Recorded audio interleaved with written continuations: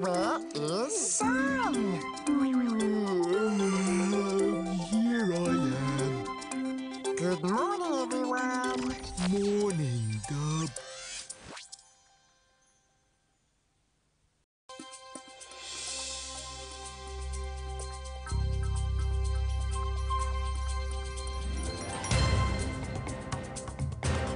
Street food, go!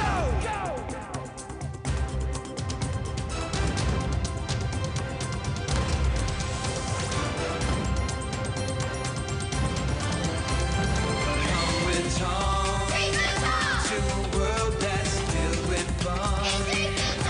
Adventure, magic too, where Tom and you help all of his magical friends. Twigs! Scrum Tom!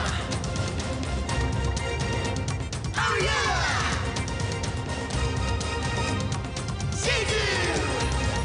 Street food Tom, join the fun. Come along now, everyone. Move with Tom. He needs you to save the day and do street food. Yeah!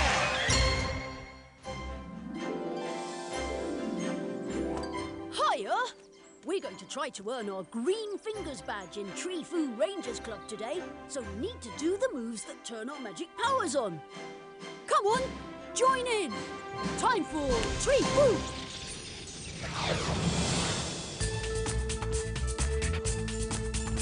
We need to turn the magic on. We need to save the day, come on! Just follow me and you will see the magic comes from you and me! To make Tree Foo spells do what you see. Slide to the side and jump right back. Hold your hands up high, spin around, reach up for the sky. Touch your nose. Now make a pose. Clap your hands, touch your knees, and one with me. When you move, you make the magic. Do what I do to make the magic. Turn that, turn that, turn that, turn that Tree Foo magic on. Look, the sapstone in my belt is glowing. Moving turned our magic on. Thanks for your help. Right, now I'm ready to be a Tree Foo Ranger.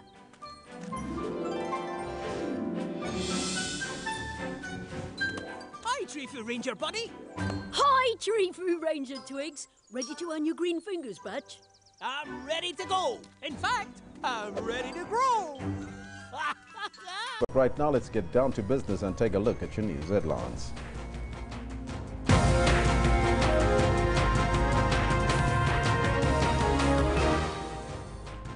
The death toll from the massive bomb blast in the Somali capital, Mogadishu, at the weekend rises to 276. Gauteng Education MEC Panyasa Lesufi is this morning expected to visit the Mahuba Valley Secondary School in Pretoria, where another incident of sexual assault has been reported. And the hearings into the deaths of 141 mentally ill patients who died after being transferred to unlicensed NGOs from Life Esidimeni will continue this morning.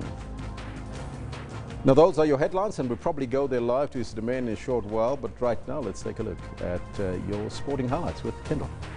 Elvis, thank you very much. I don't know what it is that stood out for you over the weekend. I know Manchester United drew with Liverpool. What did you make of the weekend? Well, the weekend was too busy. I mean, Manchester United was a match I watched. The MTN8 final was absolutely fantastic. Yes. Benny was evicted from the 18 area. So that yeah. And some say it's because of his inexperience. But wow. Well, you know what? It was a humdinger, as you saw from those tweets as well. A lot of people enjoyed that as well. Yeah, so now that's exactly what we wanted to find out from you in our sporting question for the day, what your highlight was. Good morning to you. This is what we have for you in the sports today. One needed, not only a wicket victory by 10 wickets, but well, there you go. That's the formality that is required. Quinton de Kock and Hashim Amla tag team to single-handedly chase down the biggest ODI score in history without the loss of a single wicket as the Proteas canter to a 10-wicket victory over Bangladesh.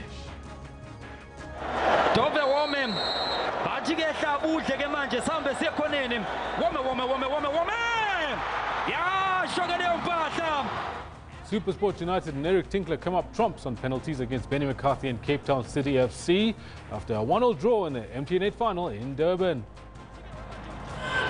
Here's Amkar, quick hands from him, Schickerling. That's a bonus point. Western Province earn a home semi-final in this season's Currie Cup after a dramatic 31-20 victory over the log leaders, the Sharks, in Durban. All this in more detail we'll have for you, as well as a little bit of the action from the EPL. Make sure you stick around. 10:40 it is that will bring all of that to you. For now, it's back to Elvis, who's got the news. Thank you, Kendall. Top story this morning. The death toll from the massive bomb blast in the Somali capital Mogadishu at the weekend has risen to at least 276. The South African government and world leaders from the United States, Britain and France have strongly condemned Saturday's suicide bombing, which is the worst attack in the country to date. Latest reports put the death toll to more than 200. It says it's likely to rise. President Jacob Zuma and the African Union sent condolences to Somali government and the families of the deceased. South Africa reiterates its condemnation of all forms of terrorism and violent extremism and says it's particularly concerning that the attack was aimed at innocent civilians.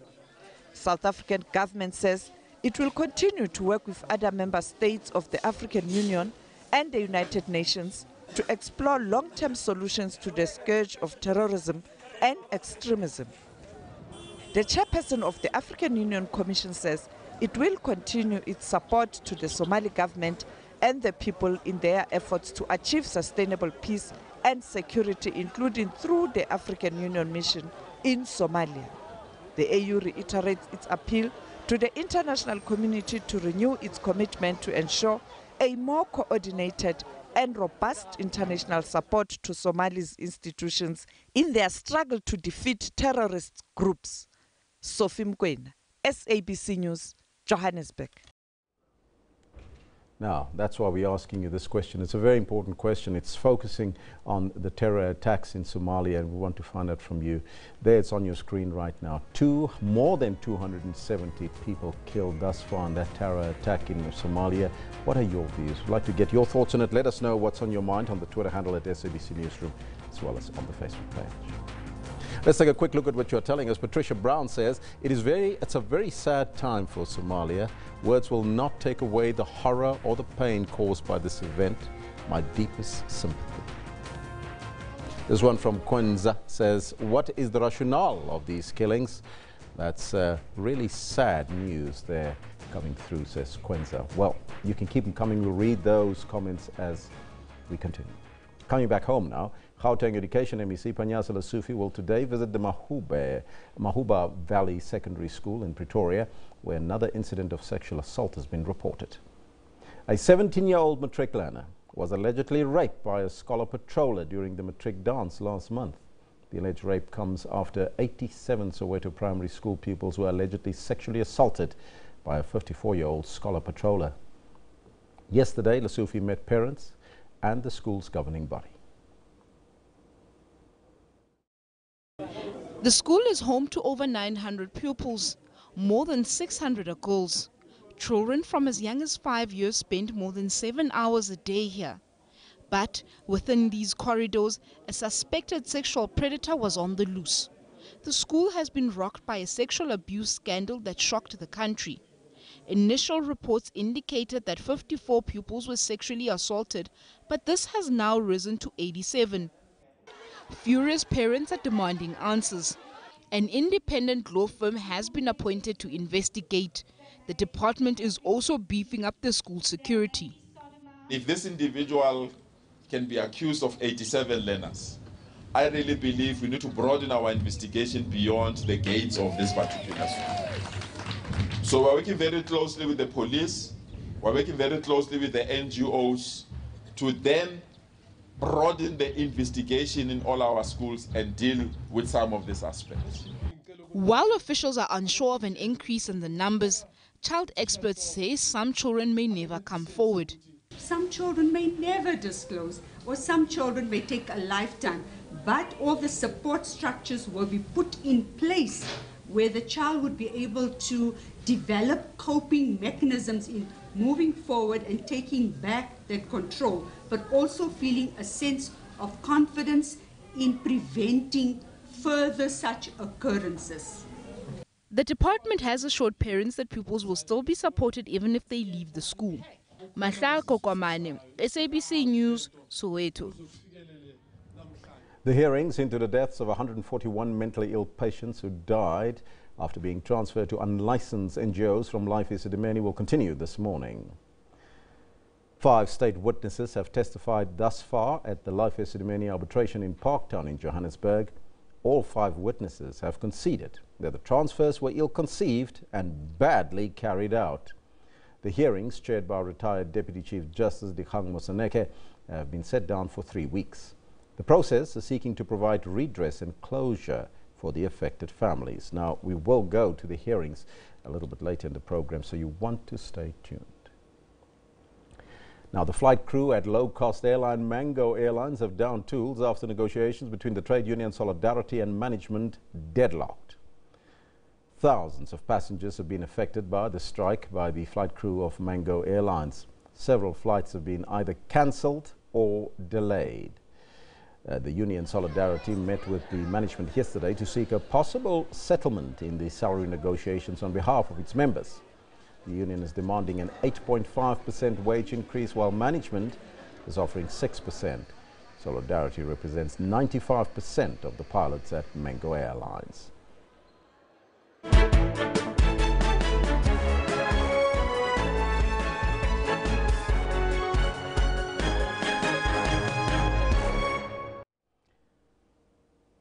Unity within the African National Congress in the Eastern Cape dominated the first meeting of the newly elected Provincial Executive Committee in Mthatha. Now this after a chaotic elective Congress marred by violence and later court challenges questioning its legitimacy. Reflecting on the bruising elective conference, going forward, uniting the warring factions and take the party forward. This amid rumors of another court challenge by the disgruntled group, questioning the legitimacy of the conference and the leadership it elected, something the national office would rather avoid. We will go everywhere where there are these issues to really advise comrades that let's find a way internally to deal with issues of the organization. Where there's a view that there is not enough space to ventilate issues internally, let's create that space. But a court cannot be an option to the challenges that are facing the organization internally. Tensions within the party threaten to put a strain on governance in the province. When the time permits, an evaluation process has been done, and therefore there is a determination out of an evaluation of the performance of cadres deployed, then therefore, which will necessitate that there should be changes, that changes will be effected without fail. The executive meeting continues on Monday when it will deal with preparations for the National Elective Conference in December. SABC News, Mthatha. Newly elected ANC Veterans League President Snuki Zikalala has warned that the ANC risk losing power if factionalism continues. Zikalala was elected unopposed at the League's second national conference. Now this comes amid divisions in the party that has seen some veterans publicly calling on President Jacob Zuma to resign. As we prepare for the 54th National Conference, ANC structures must be mindful of the imperative to rebuild the dignity and credibility of the movement. We have lost our dignity. We want our dignity back, no matter who says what. ANC presidential hopeful Dr. Nkosazana Dlamini Zuma has concluded a 2-day tour through Limpopo province. Now she met with several leaders and has called for unity amongst ANC members. Dlamini Zuma also met the regional leaders of the African National Congress as well as traditional leaders. Central to her campaign, a call for unity. A presidential campaign has once again received support from structures such as the ANC Youth League, the Women's League and the party's military veterans.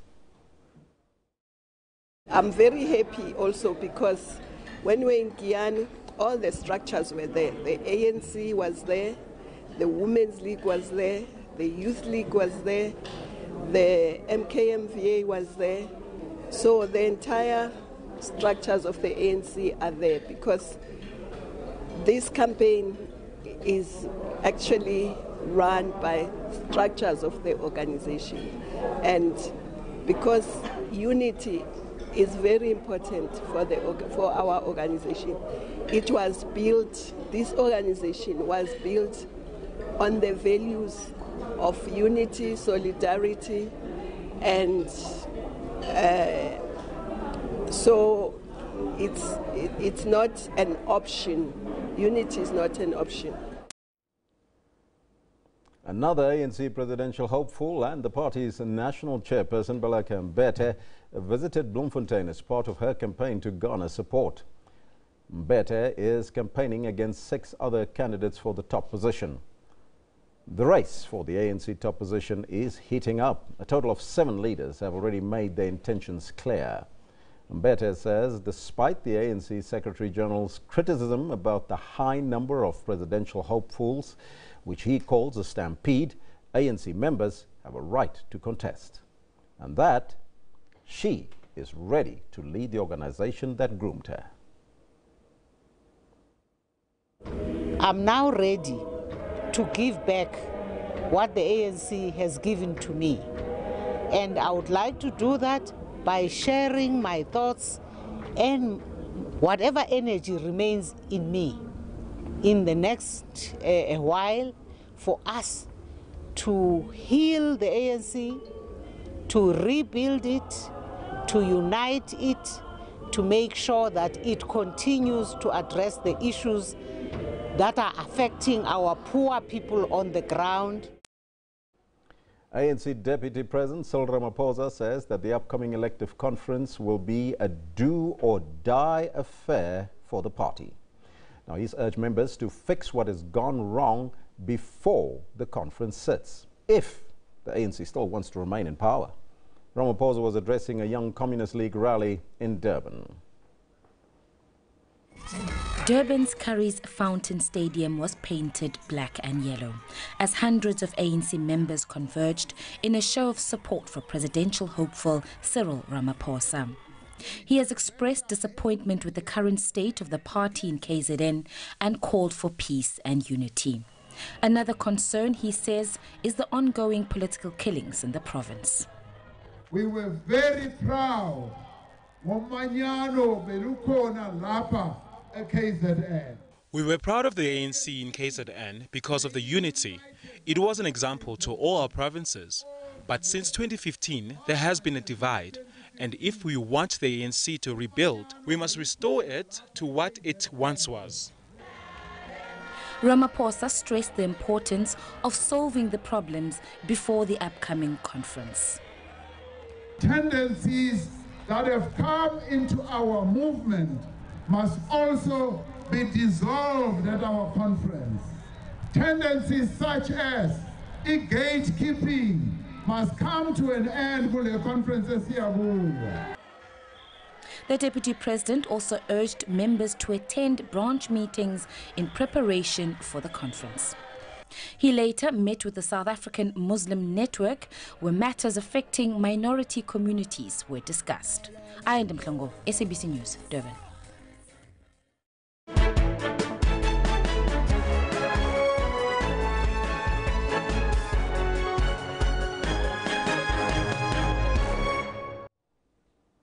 Well, peace and security in Africa will come under the focus this morning at the Pan-African Parliament sitting in Midrand in Johannesburg.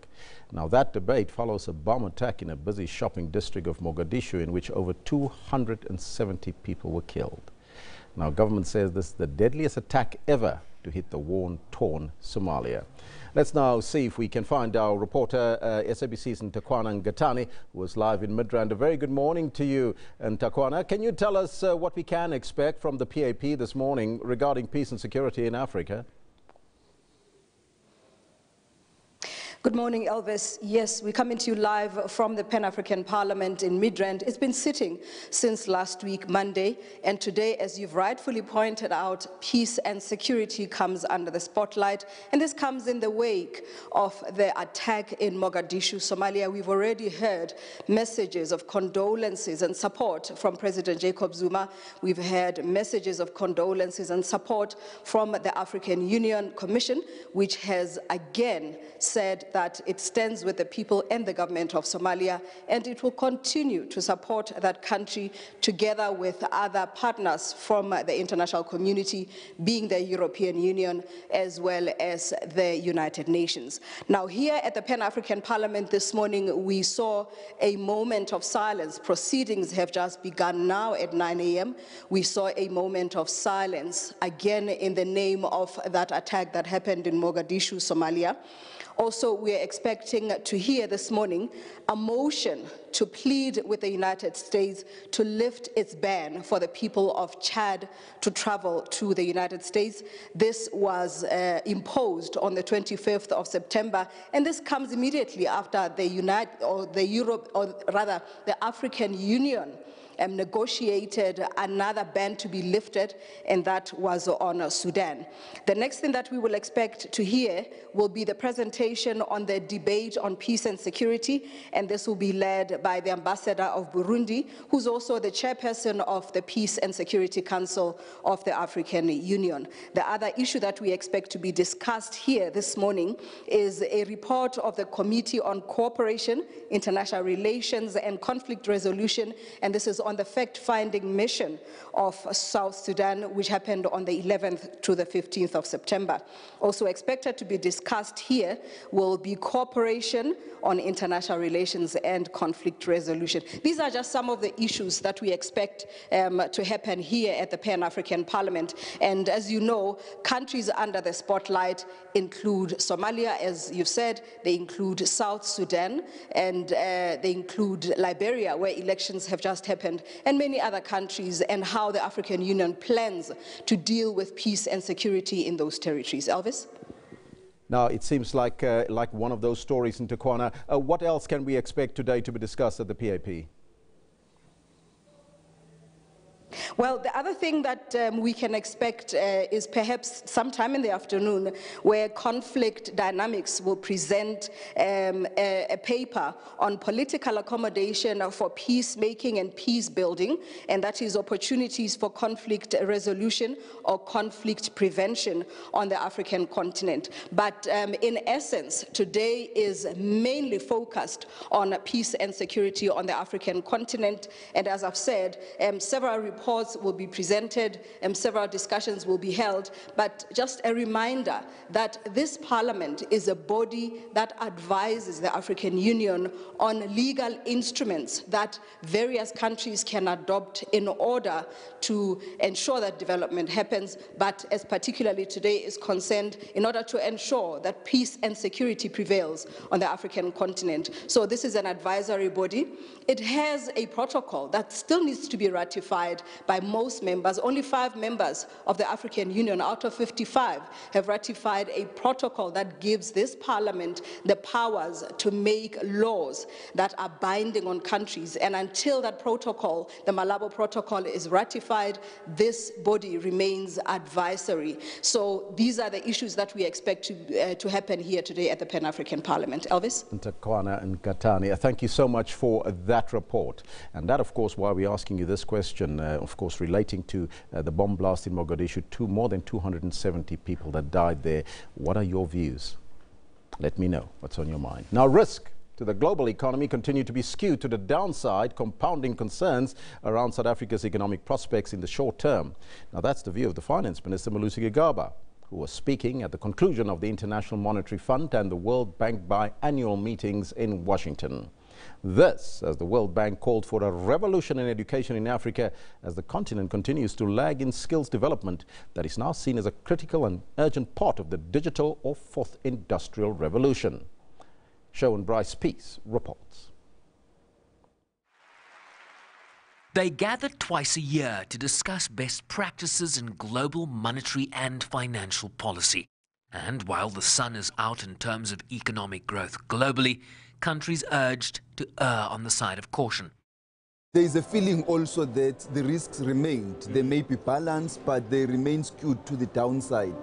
If you consider the geopolitical and economic uncertainties, inward-looking policies and protectionism, mainly in developed countries, and an anticipated abrupt slowdown in the Chinese economy, which would have global spillovers. So looking at all of those, we need not become complacent as policymakers. He also met with all three ratings agencies ahead of his medium-term budget speech later this month and seemed less certain about staving off possible future downgrades. I don't see us improving immediately in the short term, but in the medium term, I see us getting out of the current investment grade and going up, largely because of persisting risks that they still foresee. The medium-term budget policy statement will go a long way towards alleviating the concerns they have. If we can maintain the fiscal framework, maintain the expenditure framework.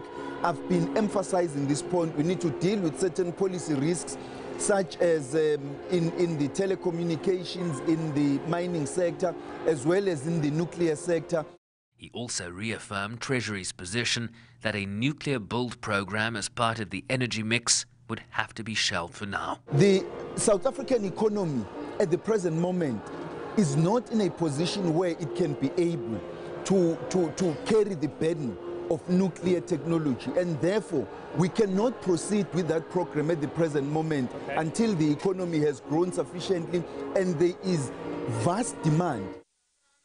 With sub-Saharan growth at a tepid 2.4%, calls for a renewed push in skills development and better education outcomes in Africa. We need to make a revolution which is a revolution of mind, a revolution which allows to build a new social contract in terms of knowledge sharing, of education, and empowering people to transform our economies. If we don't do that today, we will not be able to prepare our children and our country for the next generation of issues, to be ready to face to robotics, be ready to be integrated in the world economy, to take advantage of e-commerce, to leapfrog, and as we said many times, if we don't do that and if we don't invest today and make those choices, we will not be able to do that. It will require politics, and politics. Countries urge to build greater resilience, while African economies must diversify faster to remain competitive. Sherman Bryce-Pease, SABC News, Washington. Well, back home, increasing inefficiencies in state-owned enterprises continues to put pressure on the country's fiscus. Now, as you heard, ratings agencies have made it clear that they are monitoring continuous bailouts as well as government guarantees. This is because they pose a serious threat to government's fiscal balances and policy priorities. Government guarantees to state-owned enterprises stood at 467 billion rand at the end of 2015-2016. S&P, Standard & Poor's forecast says that they will swell to over 500 billion rand by 2020. That's 10% of our current GDP. Now, from the state of the SOEs such as Eskom and SAA, even the SABC here at home, facing financial as well as management crises, to the current political crisis in KwaZulu-Natal, last week, the International Monetary Fund cut its South African economic growth forecast for this year, saying that this is due to rising political uncertainty that has dented consumer as well as business confidence. Joining us now in studio is the Executive Chief Economist at Alexander Forbes Investments. Is that correct? Have you changed jobs? Lasiva, because I know that you were at Investment Solutions. Correct. Investment Solutions got rebranded to Alexander Forbes, yes, who has always been 100% shareholder for Investment Solutions. I see. We're now rebranded in the group, but called Alexander Forbes Investments.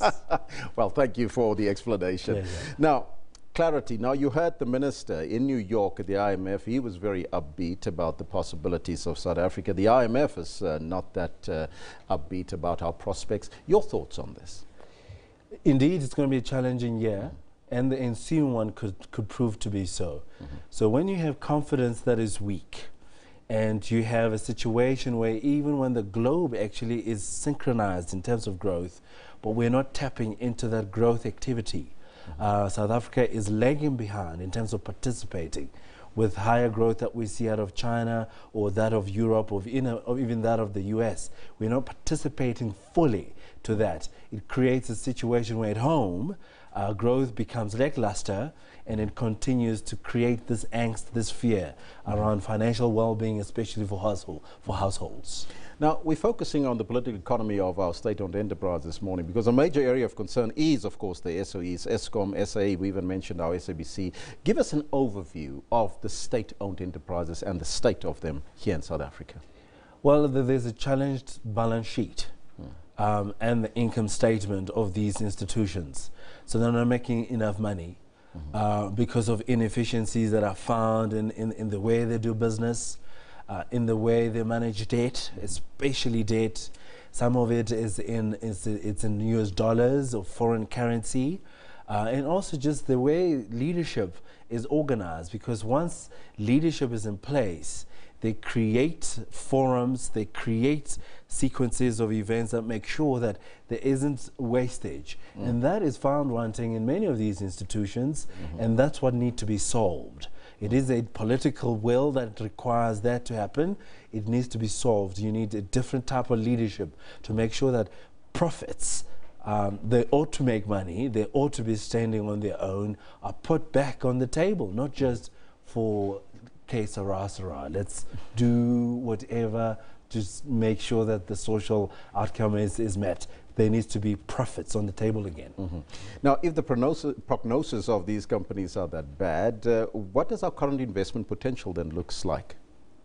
Look, the truth of the matter is that while it looks not great, it looks dire, it can be fixed. What's required is to do the right thing. Create a board with the right people in it that puts the institution top of mind, right? In other words, they'll take the tough decisions to curtail expenditure that's wasteful, to make sure that the plans that are put forward in terms of growing the company is put back. And that's really what's required here. The institution are still great in terms of their potential to unlocking growth within themselves and also impacting the economy of South Africa. There's still a lot of potential. I mean, we've good quality institutions here. It's just a pity that there isn't enough people in authority to make sure that they steer it in the right position to make sure that that value is realized. Now, political uncertainty has been bandied about also by the IMF. How does that affects the market and, of course, investment inflows into South Africa? It's interesting that we've been talking about the political uncertainty for the longest time, and it does impact how economy progresses. It does impact especially on how the incumbent investors invest back into the economy, but we see it in a dichotomy where the all-share index is at a record high. Right? And investments in bonds are returning better returns than inflation. We're seeing property doing better on the listed stock exchange. So there's a dichotomy of how we feel about the economy and what the outcomes are in the investment world.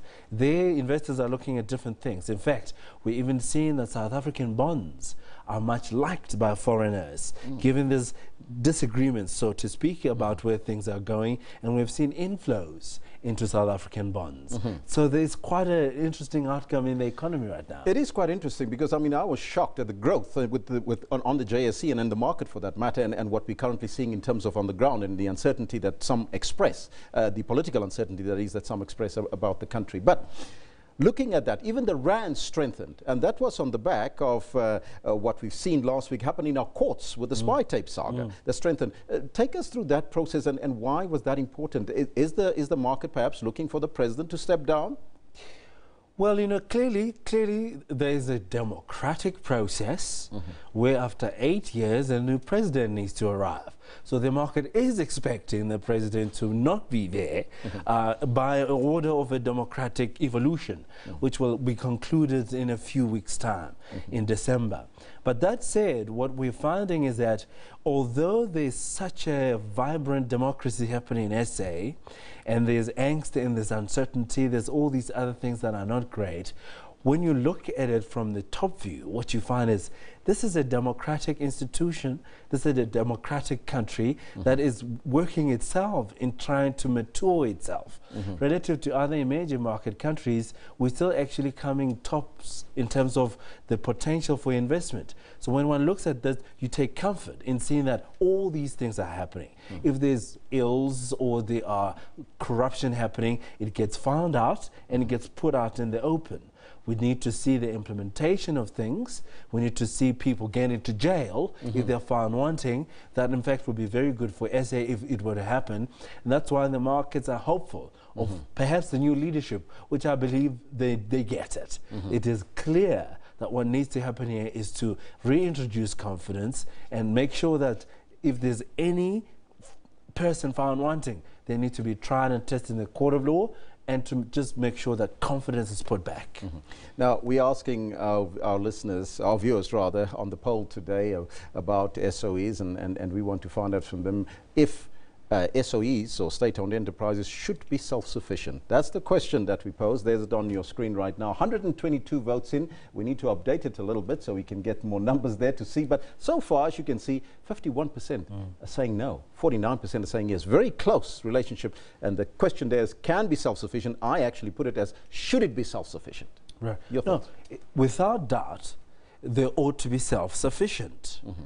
Without doubt, state-owned enterprises need to contribute to economic activity, and that's done when it's self-sufficient. We learn about what happens in China. And when we observe the state-owned enterprise structure there, in fact, if you were to go to their budget, they will show you the percentage of tax receipt taken from these state-owned enterprises in a way to find out what their level of contribution is to the economy. They ought to be self-sufficient. Otherwise, they become a drag. Like SAA. Well, which is clear. I mean, anyone who understands SA, it's clear that something needs to be done there. You cannot continuously bail out an institution if we've done it with the SAA. Hopefully those in authority see that and they could make an amend on that end, because if we are saying we are looking at the East, we are learning from those that are growing faster. Indeed, this is not what we find in the East. We did find SOEs that are standing on their own, and they ought to be self-sufficient financially. Now, a very disturbing story for me, that is that Ethiopia is set to push South Africa down to the 4th largest economy in Africa. Can that be correct? Because we know that Egypt overtook us in first position. And why is that significant? Well, I think it's good. It's good to find that elsewhere in Africa, there's economies that are doing better. And people are suggesting that Africa is a continent of failures. Well, and this is what you see. What you find, there are issues. We've got to solve some of them. The Somalian situation is undesired. So we don't want to hear that now in this day and age. It's undesired. But the Ethiopian story is interesting. You know, growing at more than 8% consistently over a decade. Yes. It ought to be bigger. And I take heart in seeing that, because South Africa down south, we can't just sit and fold our arms and say, well, we're the largest economy, more diversified, the most industrialized in the continent. Also, other people ought to come. In fact, when you look at the dynamics of things, South Africa is increasingly not the gateway to Africa. Not the gateway to Africa. The East is. Yes. And you see this by what is happening with what Beijing is planning on its One Belt, One Road initiative. They have a map drawn. And there it shows that all these things are doing ports and building new railways, etc. It's not linking it to the southern side of the Sahara. It's linking it to the eastern side of the Sahara, meaning that indeed the East is the gateway to Africa, not the South. So we got to be on our toes. Indeed. I thank you so much for your analysis, joining us here this morning. Pleasure. That was Executive Chief Economist at Alexander Forbes Investments, Lesivo Motata.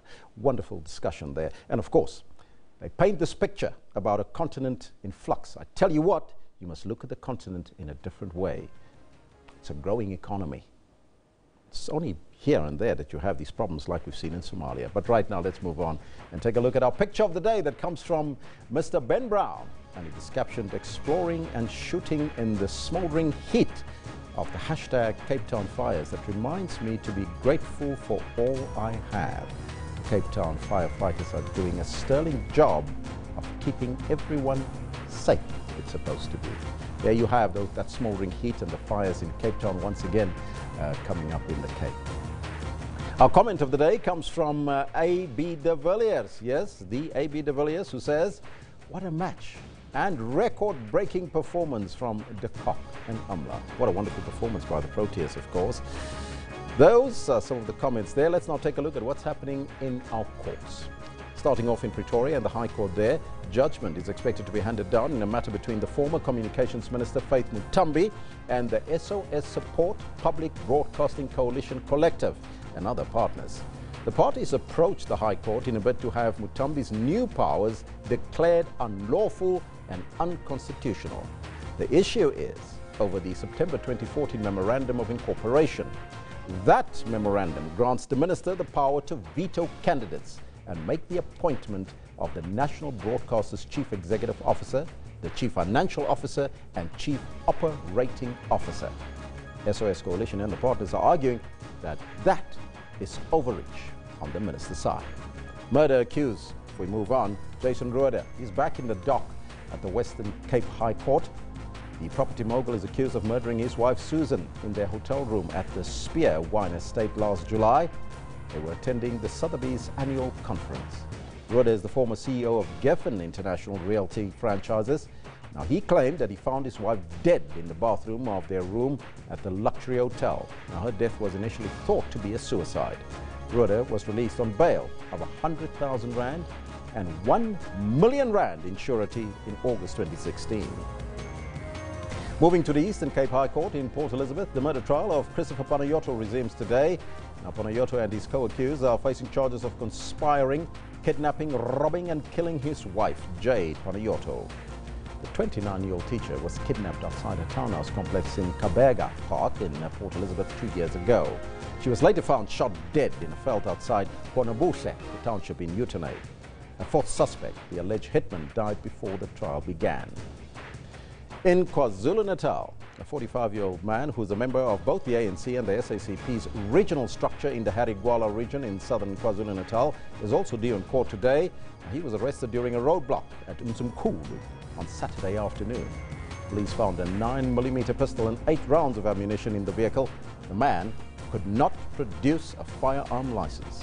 A number of ANC members, including former Youth League General Secretary and Councillor Sindiso Magaka, have been killed in the past months, but no arrests made. Those are the stories happening in the court. We'll keep you updated on those stories as they unfold. But let's throw forward now. Tomorrow on the show, we will be trying to uncover the motive behind the killings in KZN. Now this after 3 family members were shot and killed by unknown assailants at Fulweni, south of Durban last week. You don't want to miss it. You have to watch it tomorrow morning. Now, the hearings into the deaths of 141 mentally ill patients who died after being transferred to unlicensed NGOs from Life Esidimeni has started. A social worker is taking the stand. Let's now go there live. On the matters which were referred to Cullinan Center. Very well, you may proceed. Yeah. Can I request that she be the oath be administered for her as well? Yes. Good morning. What language are you going to use today? English and English. Sepedi. Very well. I would like you to put your full names on record, please. My name is Matlodi Daphne Ndlovu. Matlodi Daphne Ndlovu. You're about to take the oath, and you have an option to take an affirmation. The conventional oath ends up with "So help me God." An affirmation does not. Which one do you choose to use? Conventional oath. Very well. Do you swear that the evidence you are about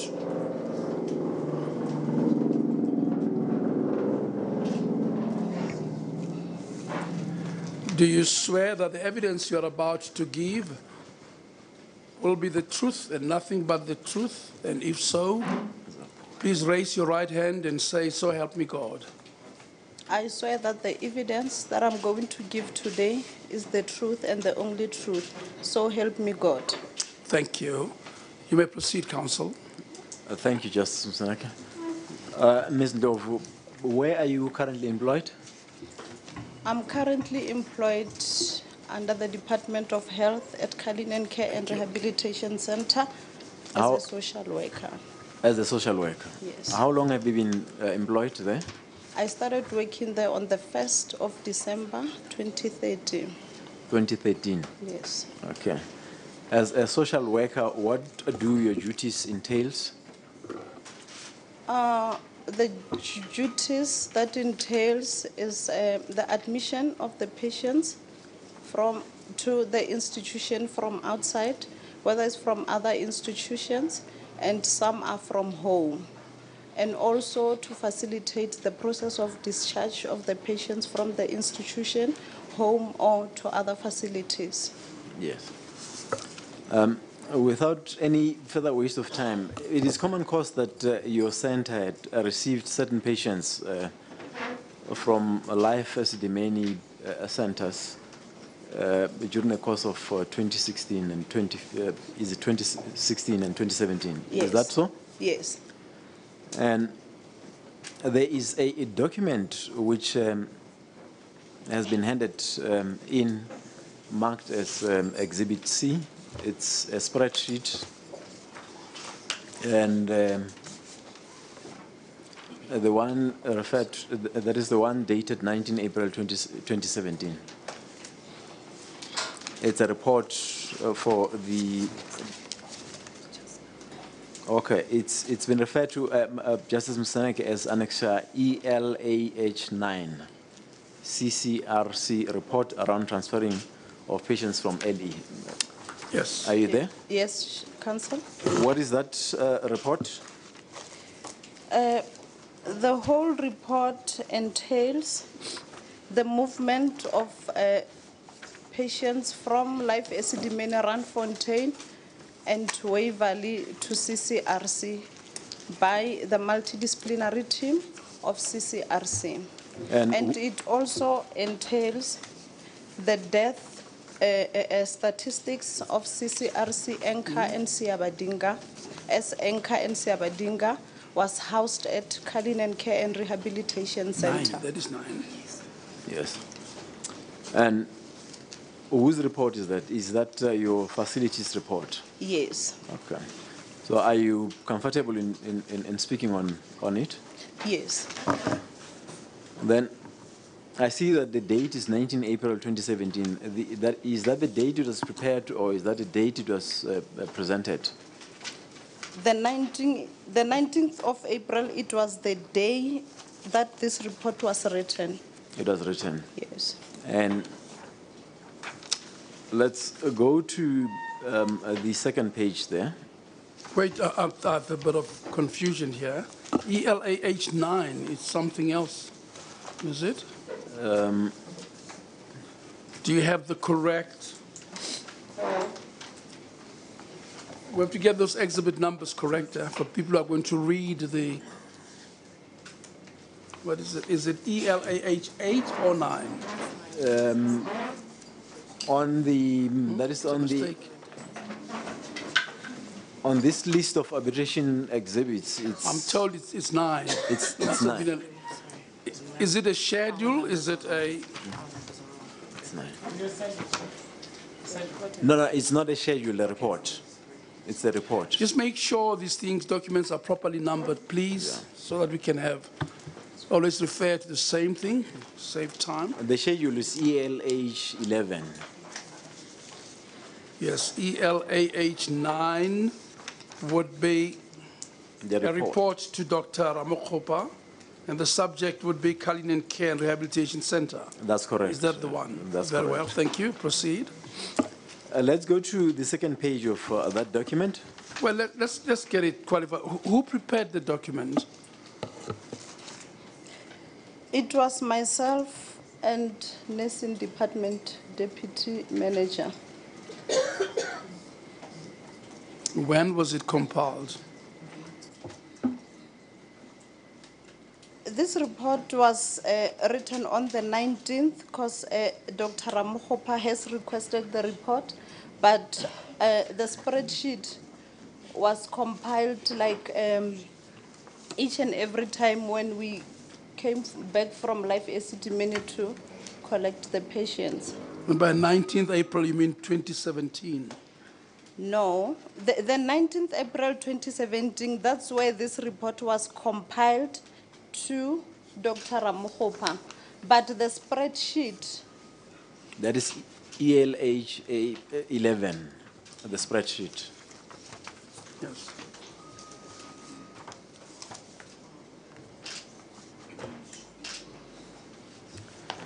Yes.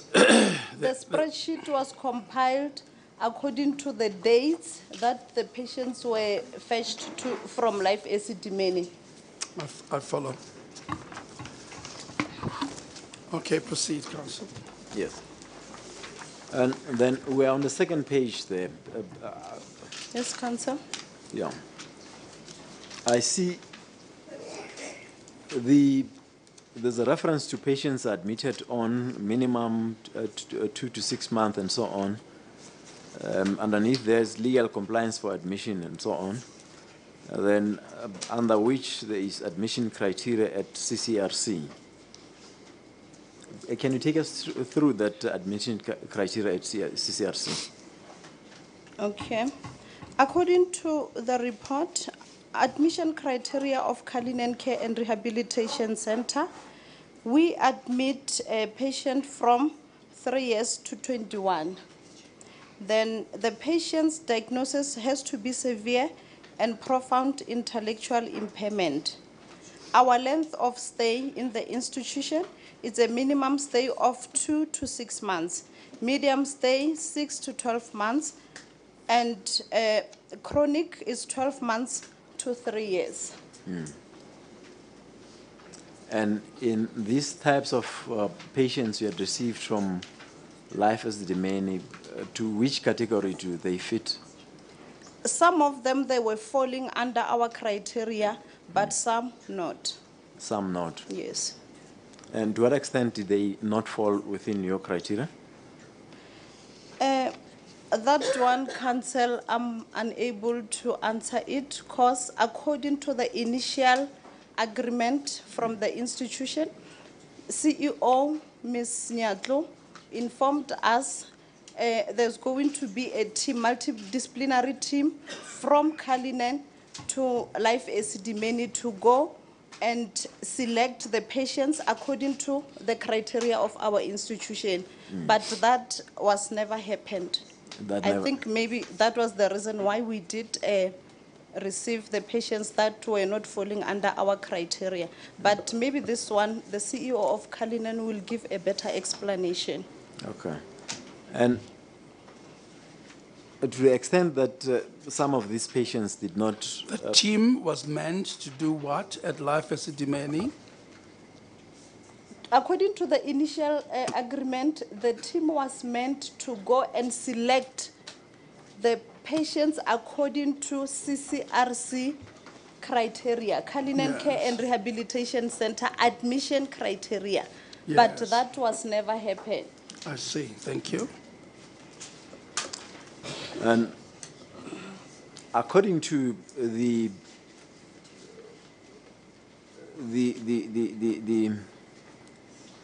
number of the patients which you had received from the Life Esidimeni centers, and how many of these patients did not fall within your admission criteria? Oh, that one, Council, we didn't check. We didn't check. Maybe nursing department is the one who checked, but I was not aware of how many of the mental health care users are not fitting our criteria. Yes. And in that is under legal compliance for admission, the second sentence there, there's a reference that this implies that assisted mental health care users may be admitted from provincial district or district. health facilities or subject to prior permission of a designated official in the Gauteng Department of Health. What does that mean?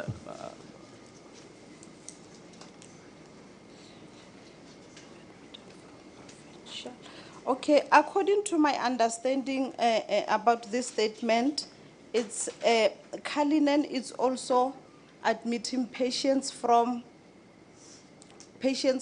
hospitals, but when it says the provincial, we admitting the patients around Gauteng, not outside Gauteng.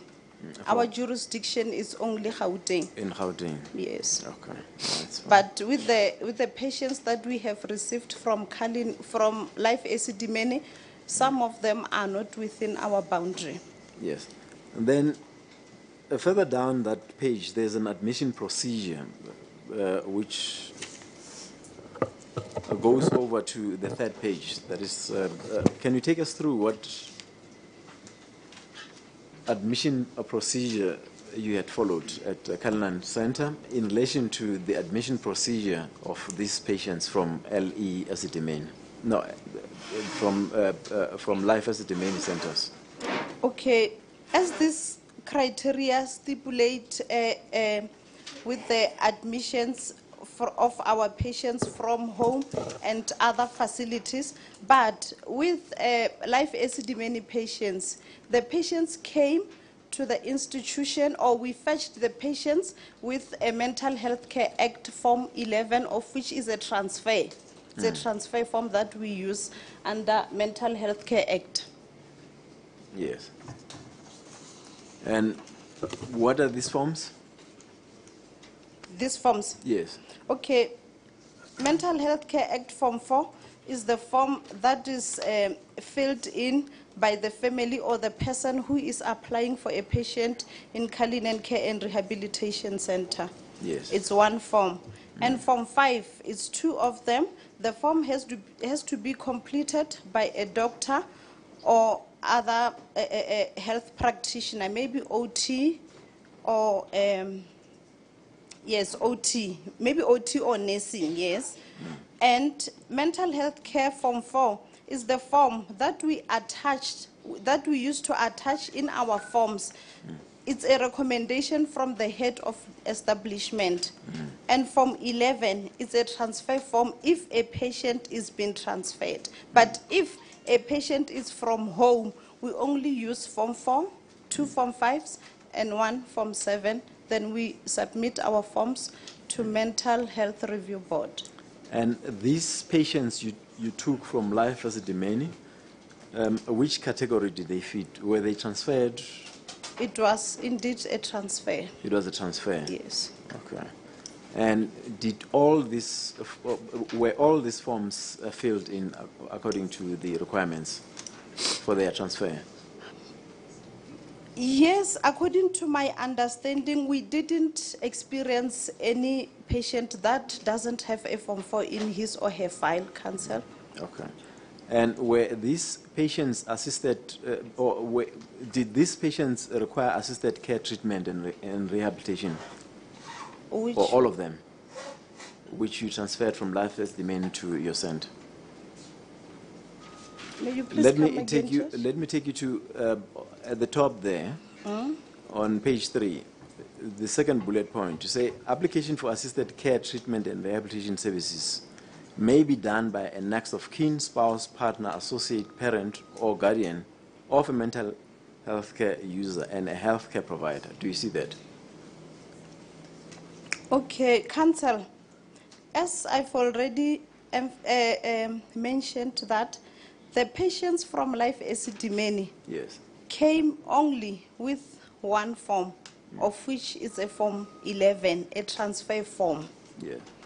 None of the above were in our forms, were in our files. Why is that so? Is it because they were not required or what? It was a transfer. If it is a transfer, we only require this. This one's it's an additional information for us. But if we're transferring patients, the only form that we look at is a transfer form, of which is Form 11. And what do we fill into this transfer form?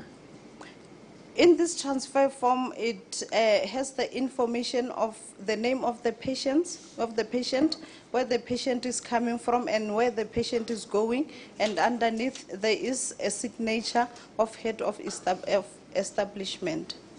That is from LE? Yes. Okay. So with the transfer, excuse me, you don't need to complete forms 4, 5, and 7. No, with the transfer, we don't complete them. If the form, if we take a patient with a Form 4, then it means the above forms have been filled already from where the patient is coming from. It's just an additional information for us. Well, did these patients come then with the information required by Form 4? For instance, under oath by a caregiver or significant other? Do they have like information of their family or caregiver or significant another?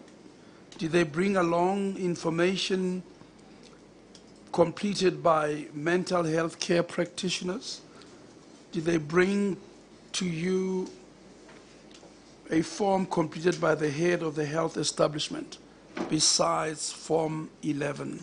Some of the files had this information, of which some of them had the information, but in regarding the Form 4, some of the information of the families were not indicated. Well, take it step by step. Did they bring along any files or bad letters from their institution, from Life Esidimeni? We did receive files of the patients, Judge.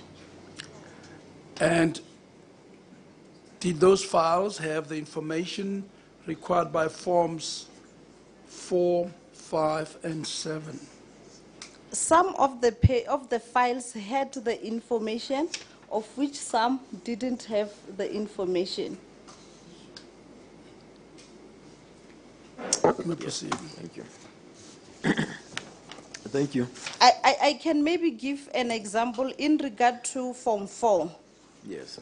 If a patient maybe was admitted in Charlotte Mateke, then when the patient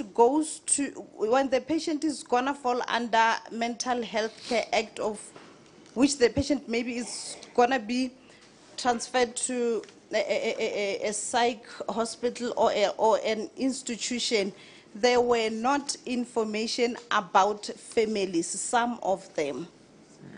If the person who is applying for a person to an institution doesn't have the information of the family, then that person has to use his or her own information to apply for the patient to an institution. Okay. That is why I'm saying some of them had the information, some didn't have. Okay. Then let me refer you to page 4 at the top there. The first sentence. It says, assisted mental health care users will be periodically reviewed in terms of Section 30 of the Mental Health Care Act. That is in brackets, 6 months after commencement of care, treatment, and rehabilitation of services, and every 12 months thereafter. Will this information also be part of the transfer documents? Yes. And did you get this information as well from when you transferred them? Some files did have the information about when was the last periodical report reviewed. Some did not have. And from your knowledge, what is the importance of this periodical review of mentally, that is mental health care users, for mental health care users? Okay. In our institution, after receiving a patient from home or from an institution, after 6 months, the patient has to be reviewed. The multidisciplinary team has to sit down, the social worker, medical doctor, physiotherapy, occupational therapy, and 1 nursing staff to discuss about the patient. Then there's a certain form that we use to fill in its section, its Mental Health Care Act 13A. Then we fill in the form, we submit the form to Mental Health Review Board, and Mental Health Review Board give us feedback. And for some of them, they did not have that information. Okay. And what is the... What does some mean? Not is it half and half? Is it a third? Is it... You have to give us an idea what some had and others did not. What does that mean? I'm trying to say not all of them did have the forms. Well, not all of them. I'm trying to ask you to describe better for us to understand. Let's start off with, did the majority have the required information?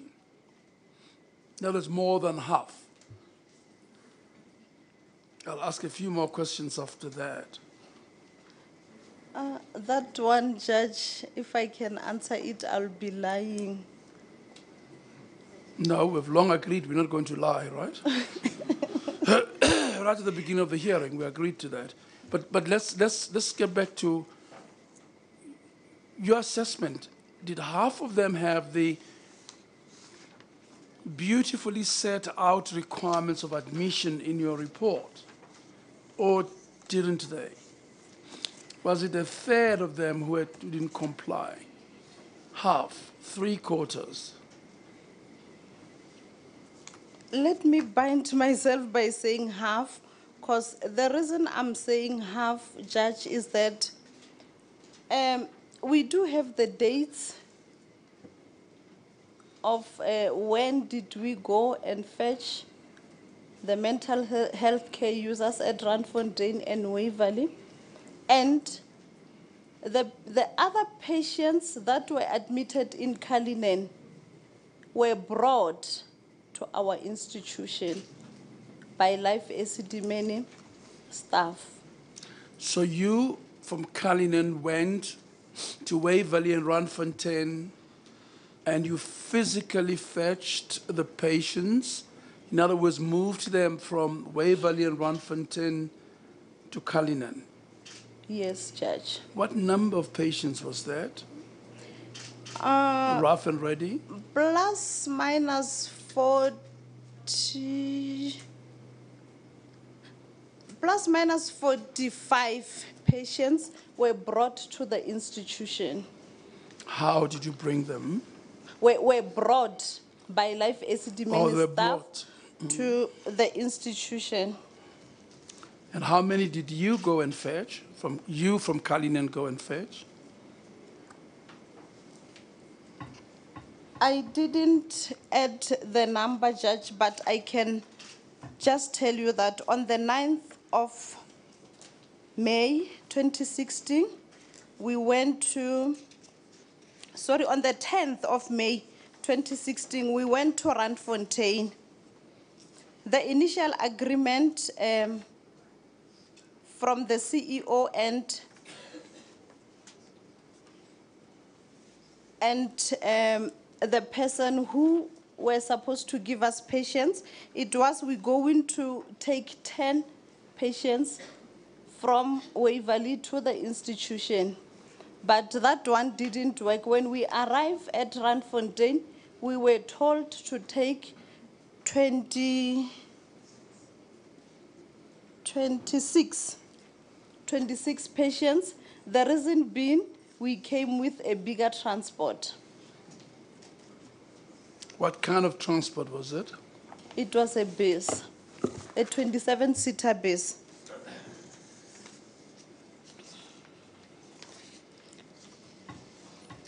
And the patients that you move on that day are the ones appearing on page 4 of your report, are they? Yes, Judge. Patients admit, yeah, okay. Council.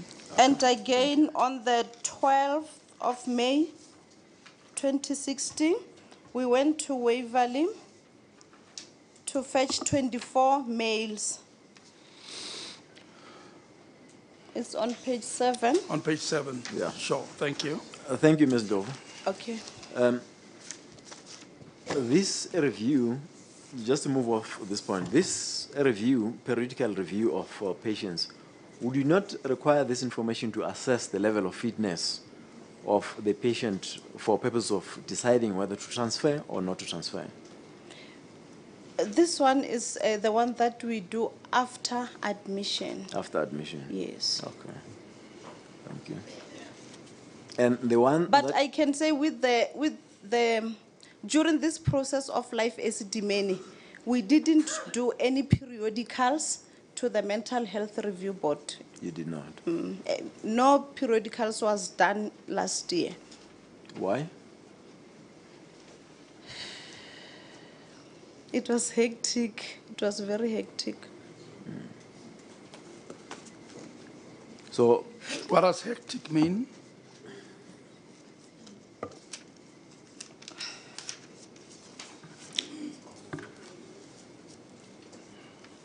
With the fact that we were going up and down, going to fetch the patients, discharging some patients to the NGO. Sometimes when you come back to the institution, patients are sick, being taken to the hospital. Someone has to check the file and inform the family. It was indeed very hectic last year. That is why we didn't, that one I can acknowledge. By hectic, you mean you were so busy? Yes, yes, because of the transfers that you could not follow your normal procedures? Yes. Now let's check what procedures you didn't follow. Was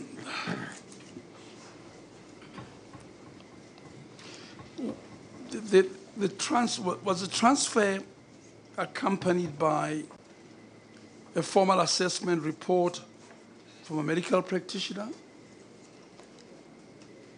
or psychiatrist or neurologist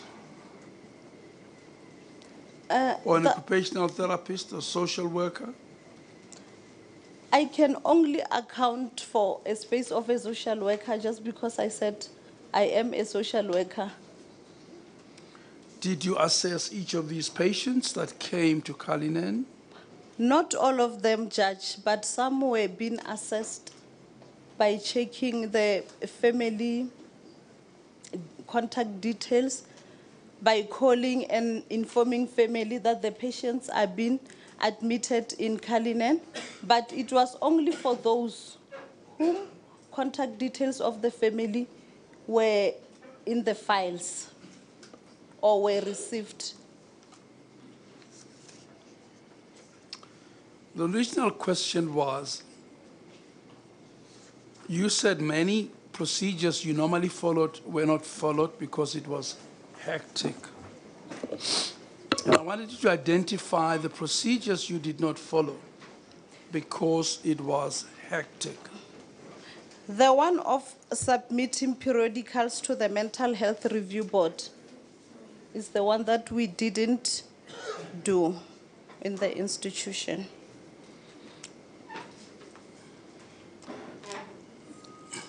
Did the files have scripts? In other words, prescriptions for the patients? Yes, Judge. And we were also given 7 days supply medication.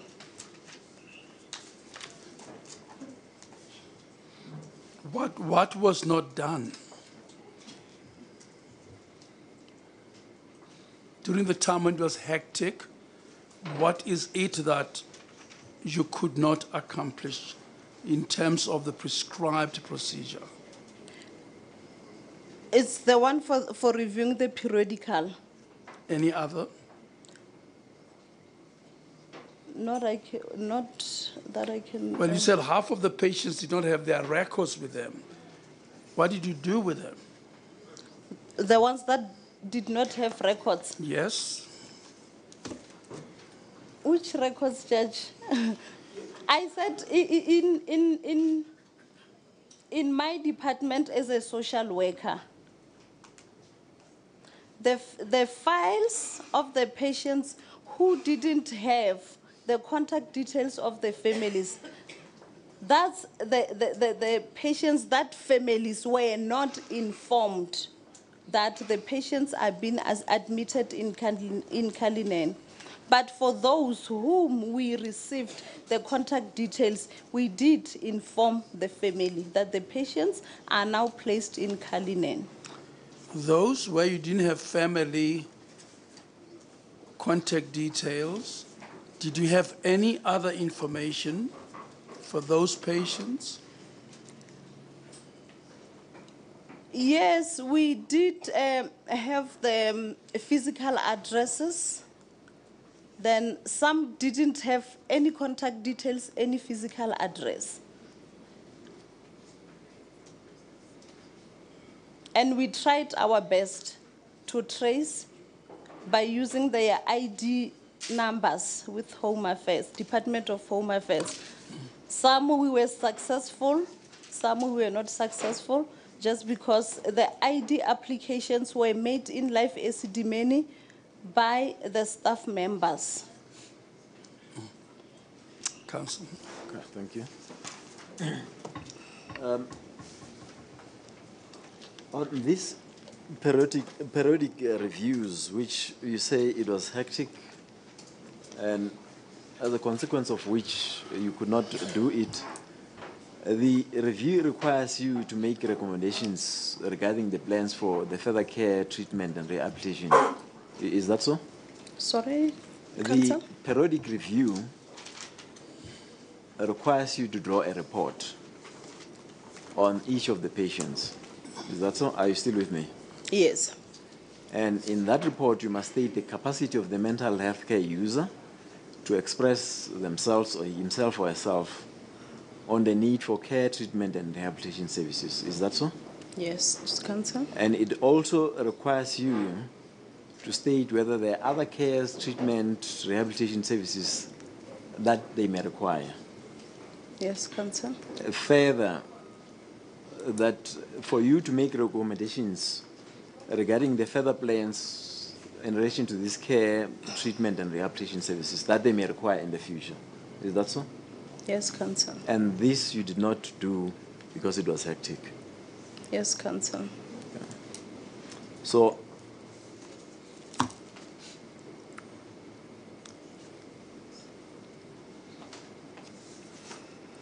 what you had been busy doing is admission, discharge, and so on of patients from Life Esidimeni. Is that so? Yes, Council. Okay, good. So, let's then get to conclude the other part which you had already started. Of admissions. Yeah, the patients admitted from that is from Life Esidimeni on page 4, Randfontein in May 2016, that is on 10 May 2016. Do you see that? Yes. And that is the list of the number of patients, and it goes up to 26 on page 5. Yes, Council. And what I want to emphasize, that is what I want you to state for the record, is what you refer to there, the last paragraph on page 5, which says that the CEO, Ms. Matsiriso Nyatlo, instructed the team to fetch 10 MHCUs from early in Randfontein, but on arrival, the team met Ms. Salome Mashile and Frides Sinelo from the Mental Health Directorate at Central Office, who wanted to know what mode of transport they had arrived with to fetch the MHCUs. Then they were told that it was a 27-seater bus. Then Ms. Salome contacted Dr. Manamela, informing her that the CCRC team should take 27 users instead of the 10. The CEO of CCRC was also called by her and refused to take more than 10. So your plan was to come with 10 patients. Yes. And we ended up coming with 26. 27. Yeah, 26, Judge, sorry. On instruction of this Salome you referred to. And why was your plan to take 10 instead of more than that? Would it be because your capacity would allow you to take 10 or not? No, our capacity allowed us to take more. Why the 10? Okay, the 10, it was for the patients to adjust in the institution, to adapt. Then thereafter we can go and fetch others. Yes. Yes, that was the plan. Just for the patients to adjust. Then the second, because we were going twice a week. Yeah. Then we assess the patients in the institution after taking them from Waverley, 10 of them, it will be enough for us. Then the other day, then we can go and take 10 again. So if you take more than 10, like the 26 which you ended up taking, that will not allow you to assist them to adjust to the new environment. 26, it was a big number. 26, it was indeed a big number for us. So from what you say, so it would be correct that these patients would not have adjusted maybe some weeks after you took them into your center. That is why I'm saying the process of removing the patient, it was very hectic. Because with the 10, we knew that we're going to follow the right procedure, checking everything of the patients. Then later on, we can go and take again. Okay. And with the thing of space in the institution, just to check, because we didn't know as whether we're going to get 6 females and 4 males, then just to open space in the ward and put them in the relevant wards, because we do have frail ward and the mobile wards and the little ones ward, the PIDS ward. So, from what you say, that this move in that large number of 26 patients at one go was not at all to the benefit of these patients? Not at all. Not at all. Okay, thank you. Then, in the second paragraph, you say the MHCUs came with their patients' files which contained some of the information but lacked medical history. What does that mean? What medical history do you refer to? Where are we? On page 6. Page 6. Which paragraph? The second paragraph on top. Okay, all right. Cancel. You said some of them lacked medical history. Are you there? Yes. What are you referring to by that? The medical history with this one, I think I'm not the relevant person to answer, because this is a medical. It's something that has to do with nursing or the doctor. I cannot answer for this one. Who would answer to this? A nursing manager. And who is that? Jenny Manaka.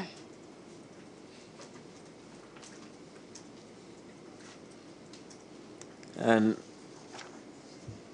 under that sentence, there's a sentence which says some of the patients came with their identity documents too, and which would imply that some did not have identity documents. Is that correct? True that, Council. And how many of these did not have their identity documents?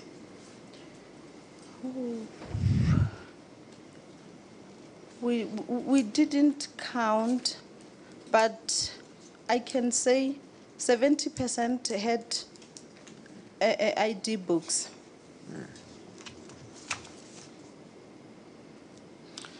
I know you say that you're not competent to talk about medical history records that were lacking, but you wrote this report, isn't it?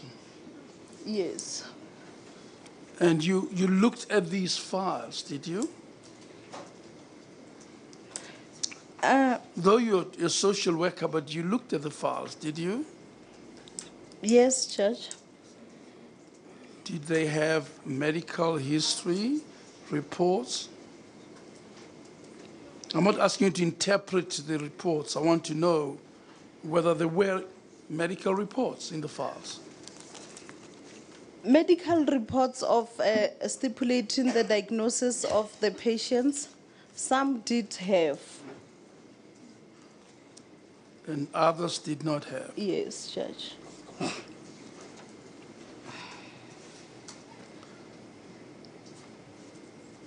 Are you able to give us an estimate of those that had and those that did not? Hence, I've already mentioned that some of the patients came into the institution brought by Life Esidimeni staff. I can say 60% didn't have medical history.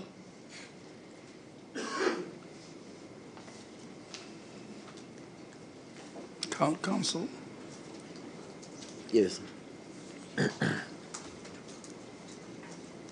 And in the last sentence there, you make reference to the fact that that is the 8 highlighted MHCUs in the list above were subsequently discharged to NGO on the 23rd of June 2016, as instructed by Dr. Manemela. The purpose, therefore, was to create space for other MHCU to be sent to CRCC, so she said. Yes, Judge. Yes, Is that so? So 8 of them were sacrificed to make space for these extra patients you had received? Yes. Well, whilst we're there, you have again very professionally set out the requirements for a discharge on page 4. Yes, Judge. Thank you for that. Were these requirements followed when the 8 patients were discharged? They were actually transferred, isn't it? Well, discharged to NGO. Yes, the patients that the 8 patients that we discharged to NGO, the mental health care form that we used, it was Form 3. It is our discharge form, not a transfer, but a discharge form. Yes, but you see, you tell us in your report, but all of this you did on the instructions of Dr. Manamela. Yes, and our CEO. And your CEO. Yes. Is that the normal procedure for discharging patients? That they must go away to make room for other patients? I can say it is not the normal way of discharging a patient, because if a patient is being discharged from the institution, it means the patient can adjust where he is going. So just because this was it was like forcefully to create a space for the patients. Was that desirable from your experience as a social worker in a mental health care facility? Was it desirable to forcibly transfer patients in order to make space for those coming from Life Esidimeni?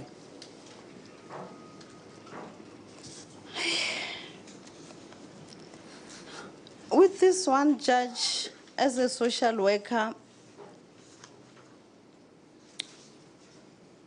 I was not having, it was not something that somebody is asking you.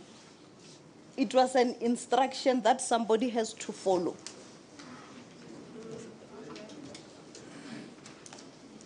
I understand that, and thank you for saying that, but was it desirable to remove these patients forcibly, in your words, in order to make space for others who are to come? Or do you have to follow these discharge procedures where you make all the assessments that you list in your report before a discharge? I don't get the question well. I understand you saying it's not me, they forced me. I understand that. I'm not getting at you yet. I just want to know procedurally, is this the correct way of discharging a mentally ill patient? It is not, Judge. It was not the correct way of discharging patients, Judge. That one I can acknowledge. And you at CRC at the time, what did you know about ENCA NGO? In other words, did you know where your patients were being discharged to? ENCA and Siabadinga, these two NGO were housed in the premises of Kalinen Care and Rehabilitation Center. And the manager of ENCA was introduced to me on the 23rd of June, 2016.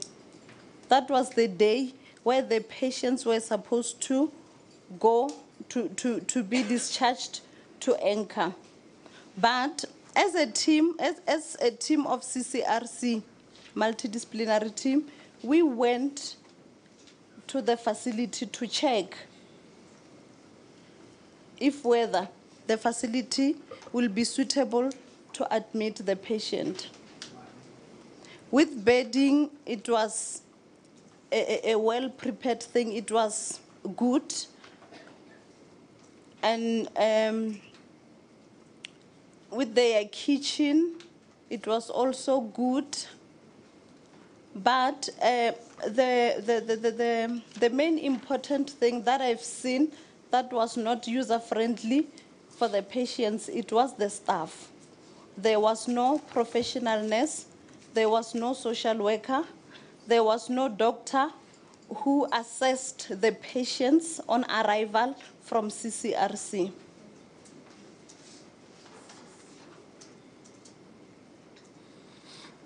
And the doctor, the nurse, the professional staff surely were more important than a good bedding, isn't it? Yes, Judge. Counsel. Thank you. And despite that, you carried the instruction to transfer, to discharge this patients. The patients, to yes. ENCA They were only caregivers. Caregivers are the ones who were receiving the patients. And did you bring this up to the person who instructed you, specifically Dr. Manamela? I was not directly communicating with Dr. Manamela. The instructions that we followed, it was from our CEO as an instruction from Dr. Manamela, I think. Dr. Manamela instructed your CEO? Yes. That you should discharge the patients? Yes, as it is stipulated in the report. Okay. And was your CEO aware of the conditions at ENCA NGO as you state them, that they did not have a doctor, professional nurse to assess these patients? Everything was communicated with the CEO, like feedback was given to the CEO. Thank you. What about the families of the patients? Were they informed that these patients will be discharged? The patients that did have the contact details of the families, yes, they were indeed informed about the discharge of the patient from CCRC to ENCA. And those who did not have contact details, were their families informed? No. How did you choose the patients highlighted in the report. The report tells us that the highlighted, or patients whose names are highlighted, are the ones which were discharged. And I see, how did you select each of these patients to be the ones who must give way to other patients from Life Esidimeni? The 8 highlighted one, Judge, they are not the only ones who were discharged. We discharged many of them to Anchor. It's not only this 8. Oh, you discharged more than 8? Yes. Okay. Let's start with the 8. How did you identify them? The patients were being identified according to, we went to the wards and checked the patients who are mobile, who are the patients who are not totally dependent from a staff, the ones that are mobile, who can maybe eat on themselves, who can bath on themselves. The criteria that was used was targeted on them because they were not fragile.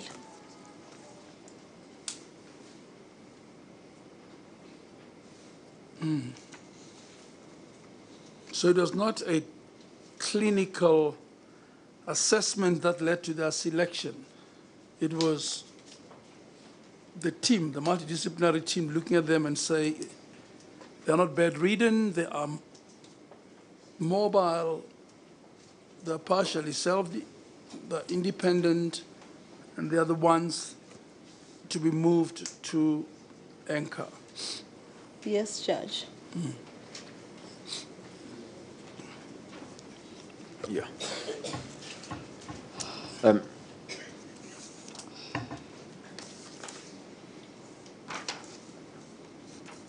Then on 12 May, you refer to on your report, page 6. Do you see that?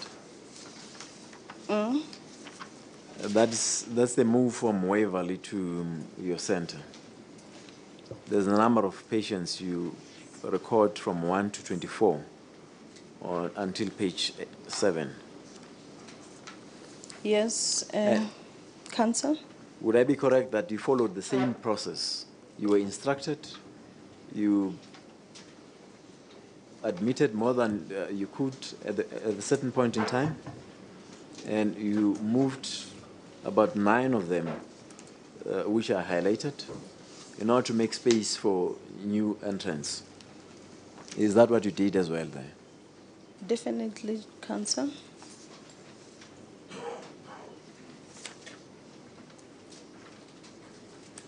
And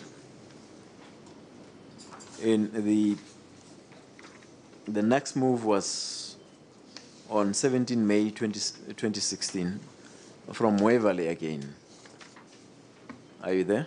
Yes, Council. And what was the process here? It was the same process every time when we go there and fetch the patients. The same process happened. And you also similarly had to make way for a number of patients, specifically for this day.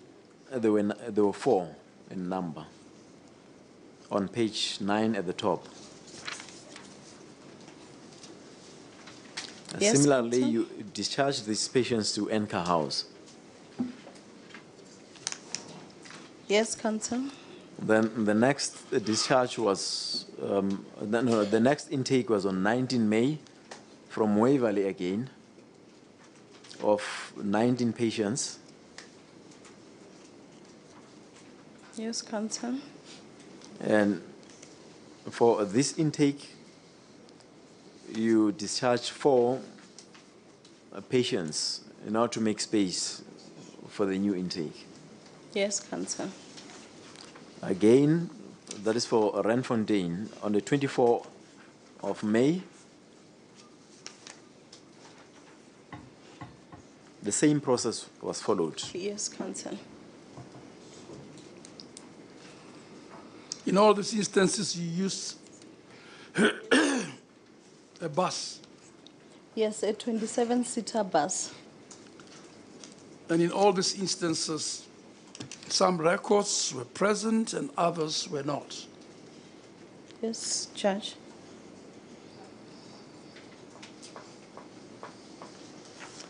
And the one on the 24th, see, there's an entry for the 26th at the bottom of page 11.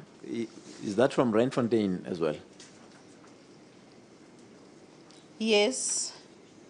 It was 3 females from Randfontein. And you had to make way or discharge 8 patients in order to make space for your new intake. Yes, Council. If you had not discharged some patients to make way for others, would Cullinan have had enough space for all the transferred patients?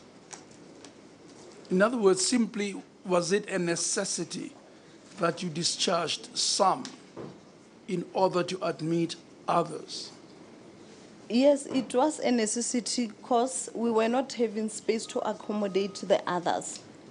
Otherwise, some would have sleep on the floor. But just for creation of space, we used the 2 NGOs to assist us. Now, what numbers went to Anchor Life? I mean, did they have the space to take on all these patients so discharged without a doctor, a professional nurse, a social worker, in short, professional staff? Did they have the space to take the new patients? Yes.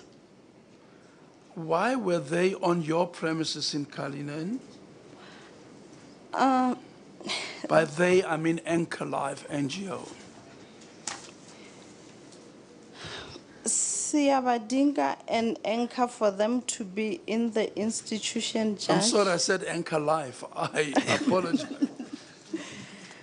For Anchor to be in the institution, I cannot answer for that. Maybe the CEO of Cullinan will give a better explanation. But regarding to Siyabadinga, we were informed on the 8th of January 2016 that there will be an NGO in the premises. We were informed by our CEO.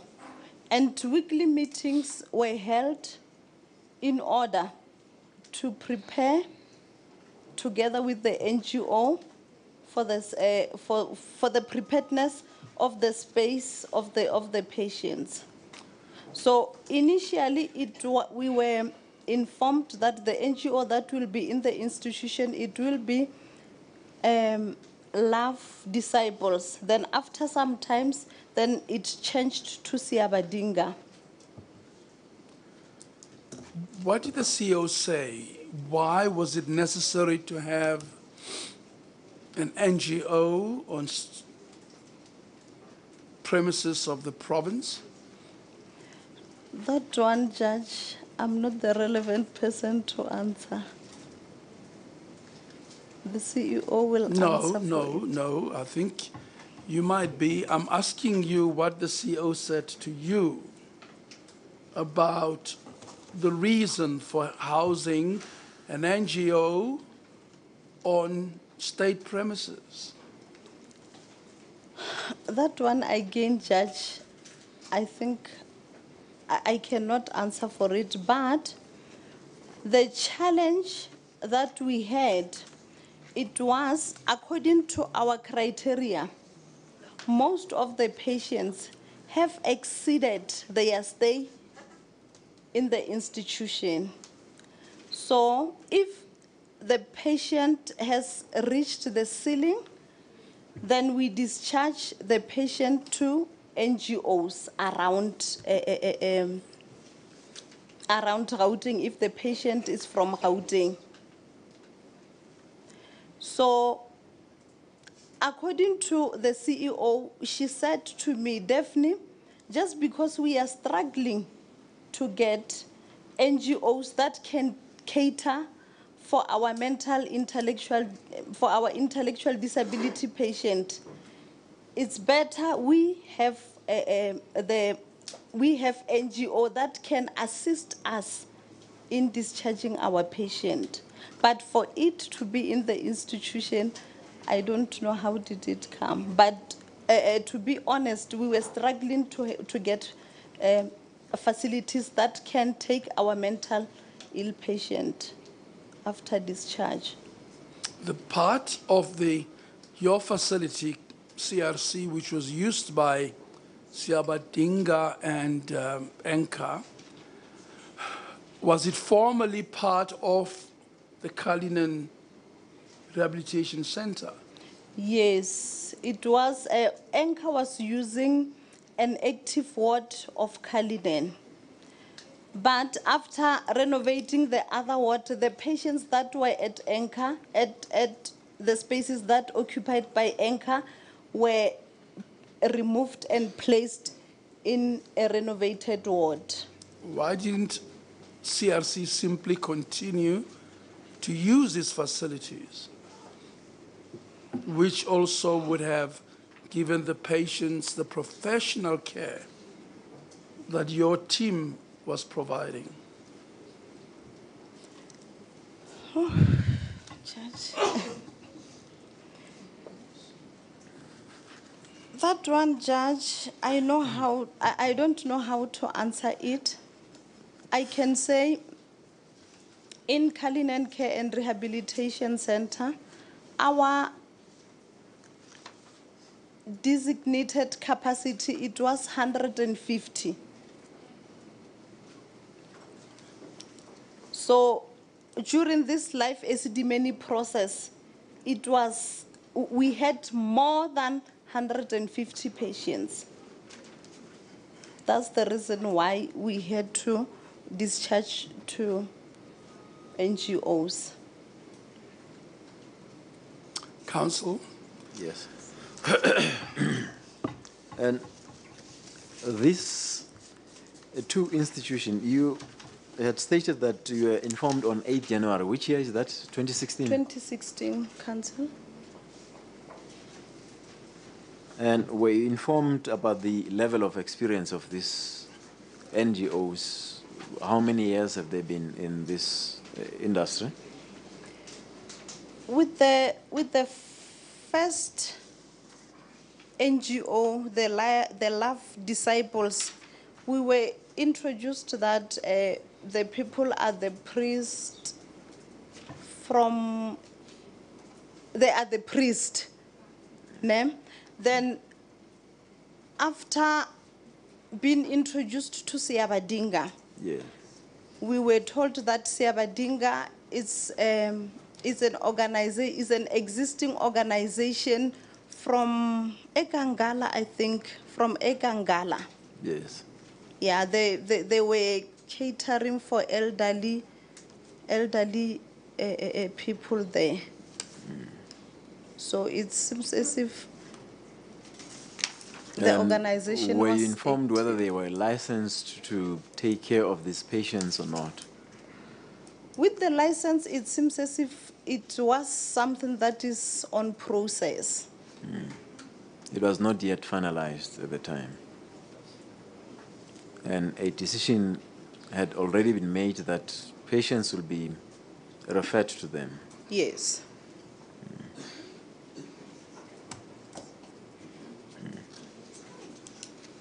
And you were also not informed that one of them did not have a license. No, we were not informed about that. Okay. And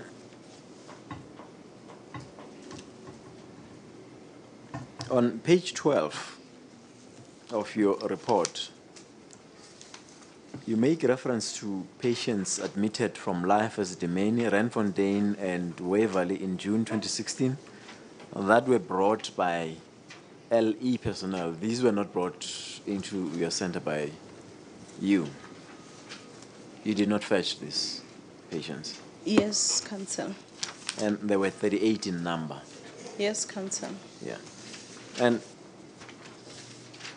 in relation to what you had already testified to, at the top of page 14, you say Dr. Manamela sent a correspondence to the institution with information that 30 MHCUs are to be sent for admission at CCRC. Instead, 38 MHCUs were brought from LE Randfontein and Waverley with an ambulance and a bus from the Gauteng EMS. Yes, Council. So, when this instruction was given to you, you had not assessed whether these patients meet with the requirements of your institutions or not, but the instruction had already been issued to you. Yes, Council. And you had to carry out this instruction. Yes, Council. And you indeed carried it out. Yes, Council. But didn't somebody, you or your head, your CO, tell Dr. Manamela that you don't have the space to take on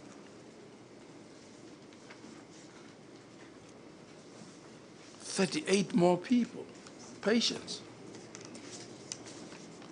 That is the reason. And that you could do this only by sacrificing patients you already have. Yes, that is the reason why some of the patients were discharged on the 23rd. Most of the patients were discharged on the 23rd from our institution to Anchor, some to Siabadinga. I think one or two to Siabadinga. Because the patients that were sent to the institution, if you look at the frail patient, you cannot say, you cannot compromise a frail patient by a mobile patient. So we took the mobile one to the NGO and sacrifice space for those ones who are bedridden and fragile. Did Dr. Manabel understand that as she instructs you to take the number that you set out on page 12 and 13, in effect, you'll have to sacrifice 38 other patients who must give way, who appear not to be frail, to give way for the new ones from Life Esidimeni? Did she know this, that in fact that's what you will have to, you had done, sacrificed others for the new ones? According to CEO Ms. Nyatlo, when she gives us feedback, it seems as if each and everything that was happening in the institutions, there was communication between her and Dr. Manamela. Because she was also indeed worried about the large number of patients that we are admitting. I know we're going to get there, but you know that these patients that you have described as mobile and less vulnerable died in large numbers at Enka and at Siabadinga. That you know now, isn't it? Yes, I know, Judge. That all the people that you moved out in these circumstances met their death the minute they were no longer under your care. You know that. I know that, Judge. And at that time, didn't your CEO realize that this might be, from what she said to you, that this might be the consequences? That those who now look like they're on their feet might die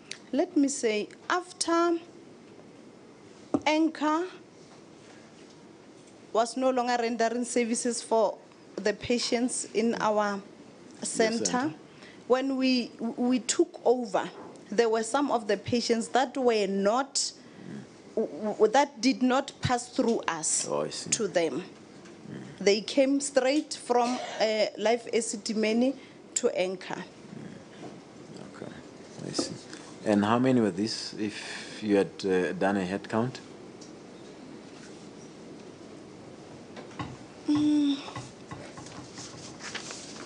Let me give you the correct figure by checking.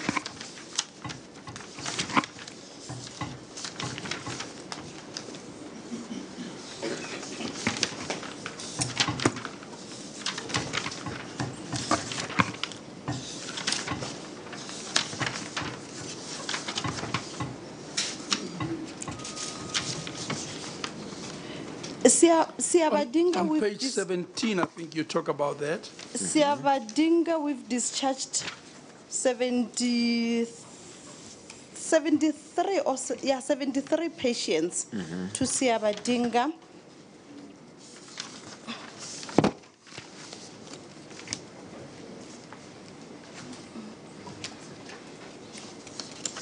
And after... 22. I've got it. It's page 22. That was on page 17 of your report. Page 17.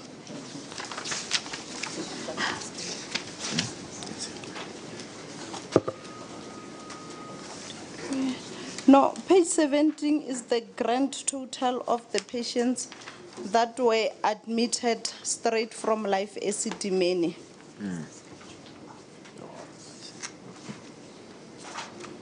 From Siavadinga, we've discharged 73 patients, and to Anchor, it was plus minus 36.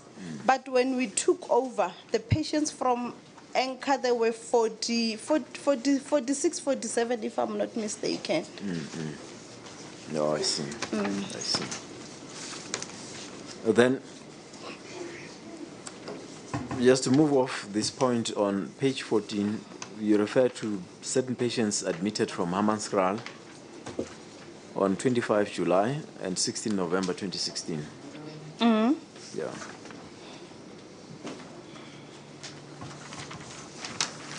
There was no space created for these patients? During the admission of these two, on the 25th of July 2016, we didn't discharge anyone to create space for them. We were not having space, but we admitted them in the institution. Then on 15 patients admitted from Kalafong Academic Hospital on the 25th January 2017, previously from Precious Angels. Yes. They came to you as well? Yes. Were you told why? Were they moved from Precious Angels to Kalafong, then to yourselves? According to acting CEO Malaza, she said we must prepare the beds for this 21 patients as Precious Angels has been closed down. Did you come to know why Precious Angels was closed down? Yes. What was the reason? I didn't ask. Oh. You didn't, I'm sure you didn't understand my first question. My first question was, did you come to know why Precious Angels were closed down? With the closing down of Precious Angels, it was not explained to us. We were just told that create space for the patients that are coming from Pretoria West and Kalafong, as Precious Angels has been closed down. Did you have the space to take on the new patients from Kalafong? Yes, we did have space to take them. Because by that time, our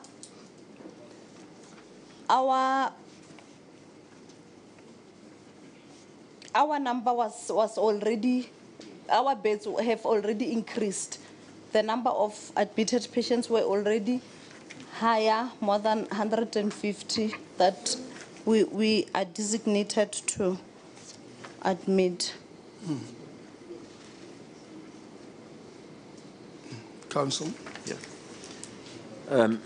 On page 16, you make reference that some of these patients came with some ailments and they were in poor health and so on. Are these the patients which came from Precious Angels?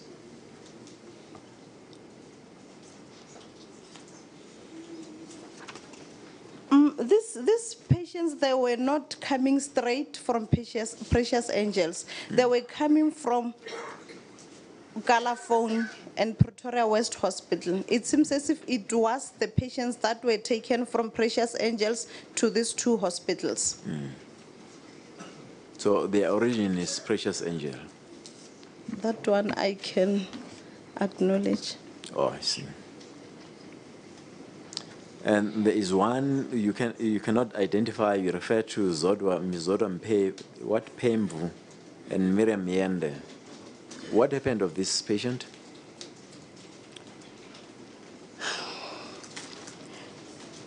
In the institution, we've admitted Zodwa Pemvu and Miriam Yende. And these two patients were both discharged to Anchor. From Anchor, they were discharged again to Precious Angels.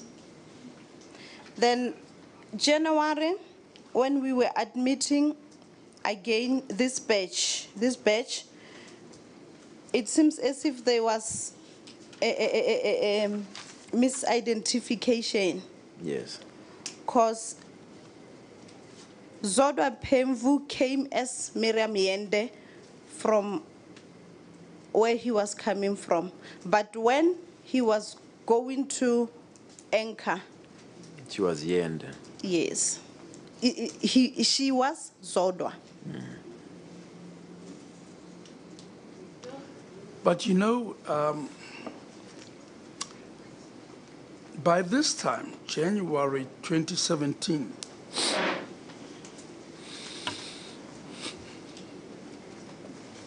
many people had died. Yes. Even Judge. when you were receiving people from Calafong and Pretoria West, and they were in poor state of health, many of the patients that were at your rehabilitation center before had died. Yes, Judge. Were you people aware of that? Did you know that? Yes, I'm aware, Judge. And what was the response of your CO and your institution? Many of the people you looked after and discharged, within months they died. What was your response? What was your reaction as an institution?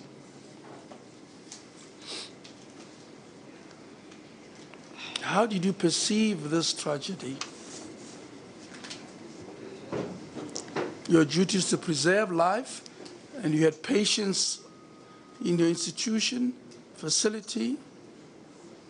You discharged them against your will, and after they die. Can you describe your response to this? Judge, it was indeed very painful to hear, like each and every after 2 days, that one patient has passed on. It was very painful for us. And these are patients you could identify because they'd gone through your hands, isn't it? Yes, Judge. Now let's look at this schedule, for instance. I'm sure Council will take you there. ELAH 11, that's the number of the exhibit.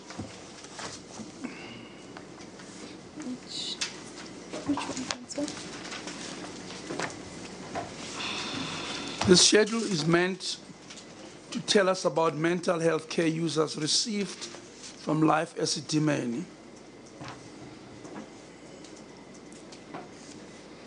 In other words, by yourselves. In other words, it's your schedule of what you receive. Look at the destination column.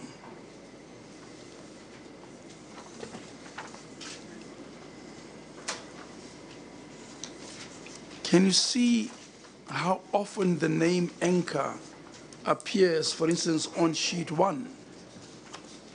Can you see that? Yes, Judge. You turn it over to the bottom, look at anchor there appearing. And you page sheet after sheet, you'll see anchor there.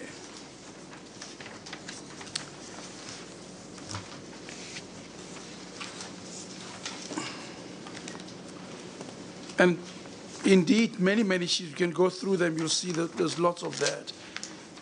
And then there are patients whose destination was home. I want you to tell me about that. Those who went to Anchor, we know a lot about them. They died. What about those that appear, for instance, on the schedule from 1 to 38 who were discharged to their homes? Did you come to know what happened to them? The patients, Judge, that were discharged from our institution to home, it was only this year. Last year, we never had any discharges in the institution, any discharges to home. So at the critical time, you did not have any discharges to home. If you look at page 4, for instance, of the big schedule, the spreadsheet,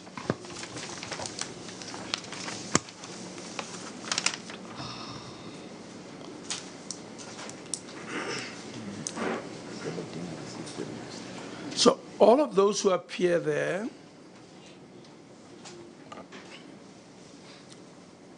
brought by Life Esidimeni, you can see people were discharged home.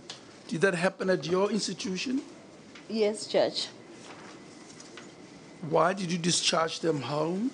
It was through the request of the families.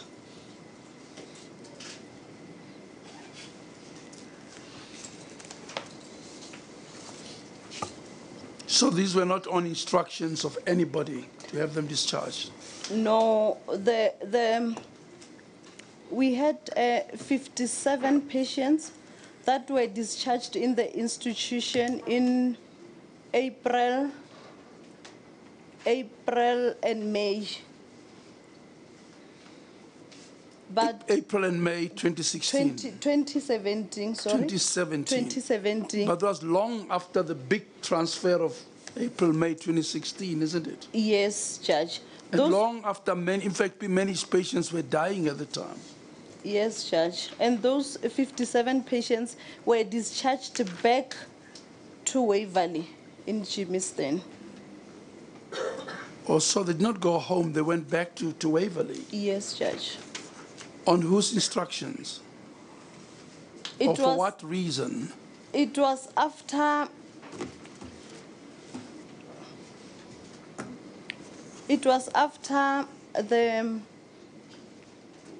the task team that was elected by Dr. Motswaledi. By the minister, right. Yes, yes. So this was part of the cleanup process where we see all these people going back to Waverley? Yes, Judge. I see. Counsel? Yes. Yeah. Thank you. Ms. Ndlovu, on page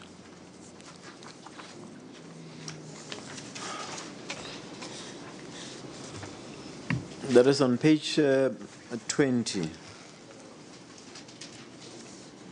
You make reference to Kilinan Care and Rehabilitation Center deaths. That's 2016 to April 2017. Page 20 of our... 20 of your report. Okay. Yeah, I'm still coming to the other schedule. Page 20. Are you there? Yes. Is this the full list of the death which occurred at your institution during this time? From this list was compiled in April, ne? Yes. It means it was from 2016 to April 2017, but now the number has increased. By how much has it increased? By 5 patients. 5 patients. Yes. And when did this occur? Between 2016 last year and yesterday, if I may say, because there's nothing that I heard from the institution this morning about any death. Okay. And these are your former life Esidimeni patients? Not all of them. Not all of them? Not all of them. How many are former life Esidimeni patients?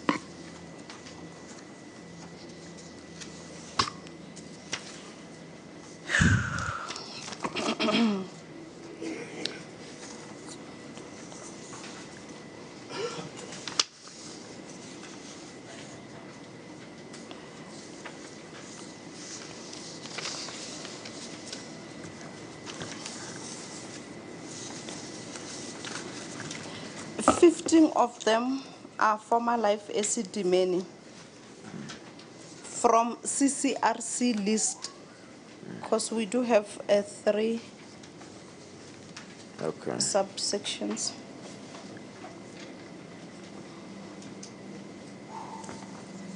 Okay. Then on page 23, there's a reference to ENCA NGO of Soka, Kenneth, Gumede, Joseph, Tlajwaye, Sizwe, Sitole, Robert, Ratsotso, Charity. Is there anything else you want to share with us in relation to these deaths?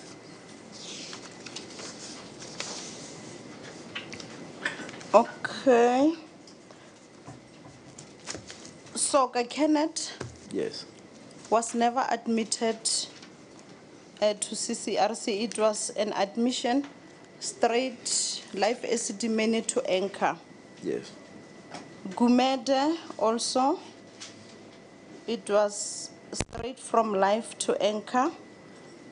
Tlajwayo passed through Kalinen and discharged to Enka. Sitole, it was a straight admission to Enka. Ratsotso passed through Kalinen, then Enka. Okay. Thank you. I want to add something on the other cases.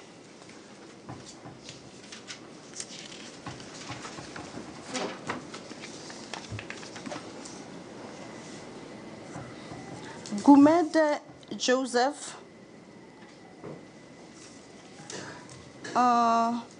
is the patient that died last year on the 24th of July 2016 at Enka. He died at Enka. Yes. And former acting CEO, Mrs. Malaza, instructed me to go and trace the family. In this case, it was an Enka case, not Kalinen Care and Rehabilitation Center case. As I've alluded to that, I'm employed at Kalinen Care and Rehabilitation Center. So I intervened in this case due to the instructions from Mrs. Malaza. What would her interest be in your doing that? She said just because Enka doesn't have a social worker and Enka is housed in Cullinan, will you please assist by tracing the family of this patient? Then I disagreed with her. I said, I'm not employed in Enka. Then she said, I'm instructing you to do these cases. It was not one case. It was 3 cases. I've requested Mrs. Malaza to give me something written in black and white just because I was crossing the boundaries. Then she said to me, Daphne, do you also want me to request something written in black and white from Dr. Mbete and the MEC? That's when I was forced to intervene in these cases. And the other case is it's a case of Shama, the case of Isaac Tolwan. I was also instructed to trace the family. And Shama is not housed in our institution. It's somewhere located in Cullinan. Now, this brings to mind the question about how did you ordinarily deal with people who lost their lives? Let's start at your institution. What is a normal procedure if a patient passed on? How do you deal with that patient's body?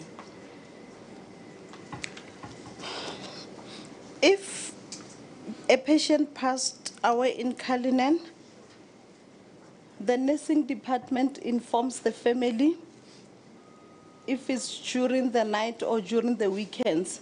Then if it is during the weekdays, then the information passes my office so that I can check in my file if whether we do have the contact details of the family or the physical address of the family in order for me to go and inform the family about the death of their beloved ones.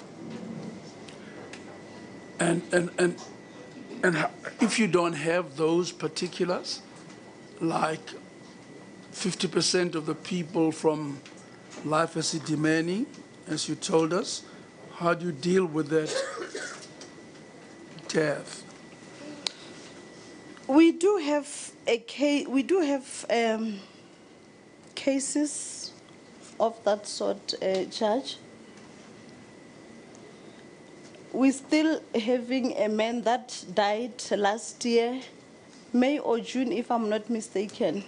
The body is still in the mortuary as we speak right now. Because the patient doesn't have an ID book. We don't have contact details of the families. We don't have physical address of the patient.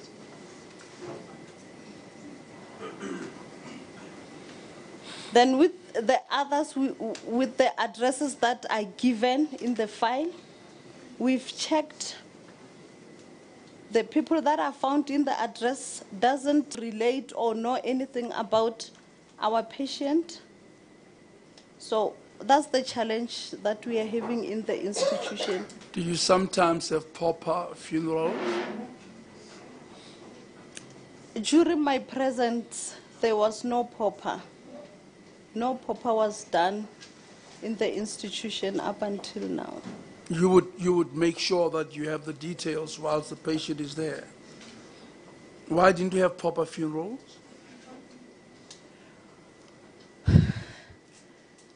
A pauper funeral, Judge, it's not something that somebody can like say, tomorrow we're going to pauper this person. I think we have to exhaust whatever can assist us to trace the family. That is why we're still keeping those bodies in the mortuary. One of the bodies in Bronkhorstspruit. Then we have 5 bodies in Mamelodi Hospital. Dr. Kenoshi told us about 7 corpses that are still unidentified in the mortuary. Is that the same number or just different from what Dr. Kinoshi told us about? I think the stats is it's the same. The same but the other one I don't know. Maybe it can be from other facility. But in our institution, we have 1 body in Bronkhorstspruit Mortuary and 5 in Mamelodi Mortuary. Are you still looking for family members and in order to deal with those bodies? Yes, we tried checking with Home Affairs, we tried checking with SASA. What I can say is that we've exhausted whatever source that can assist us in locating the families, but we are not hopeless. We're still going to try and check. Maybe we can have something to assist us in tracing the families. And why is it so important that you find families for deceased patients? According to my knowledge, it is good to inform the family judge about the death of their beloved ones.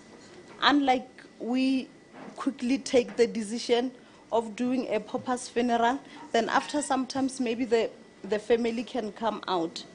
We did have an instance of 1 family that we were trying to trace for 10 years, and we didn't find them. But fortunately, the patient was still alive. After the family coming in to visit, to check if whether the patient is still alive, because that was the first question when they arrive in the institution. Is this so and so still alive? Then we said yes. Then they went to the ward and visit the patient. Unfortunately, after 3 weeks, the patient passed on. Then we were lucky just because the family came. And lastly, we're going to go to tea now. Let me first check, Council, how much more questions do we have? I just have some few questions on this schedule, but we can go to tea. I'm not hurrying you. I just want to know, indeed, how many questions, how long do you want to be? I can break with her now before we go to tea. You can do what now? I can finish off with her now before we go to tea. Okay. Yeah. As long as you don't finish her off. No. No. Okay, very well. I have questions about families, and you can think about that and answer them later after your cross-examination. About the frequency with which family members come and visit their beloved ones, and their involvement in their care and rehabilitation. Think about it. I'll ask it right at the end, just to know how much families care. But it's something that I'll ask towards the end. Council, you can go ahead and... Okay, Judge, I'll be glad to answer that because it is indeed a challenge for us. Yes, I'll come back to that right at the end, ma'am. Council, would you round off your examination? I'd like to take the tea break. Okay. From your... That is from the evidence you had alluded to that you were instructed by your former acting CEO, Ms. Malaza, to go and look for the family. How did it come about that Anchor House approached Ms. Malaza and not you with this request? According to my understanding, especially with the case of Tlajwayo, yes, it seems as if Mrs. Malaza and Anchor manager had some meetings about it. Because I only knew about the case when I came back from my 2 weeks leave. Oh, I see. I was approached that I should go and trace the family since Anchor doesn't have a social worker and a transport, a vehicle to do home visit. Okay. Then on the big charts, a big chart, there's a list of names towards the end of the, that is LH11, on the from the fourth last page. You refer to a list of discharged MHCUs from CRCC to Siabadinga. Is that the complete list of the names of the patients discharged at 73?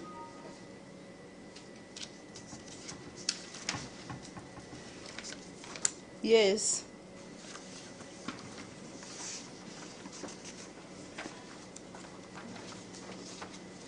Okay, thank you, Justice. I don't have anything further for this witness.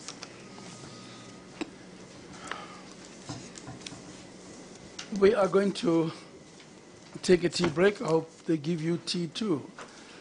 And we'll be back. I'm sure there will be questions. Let me give an idea what's going to happen.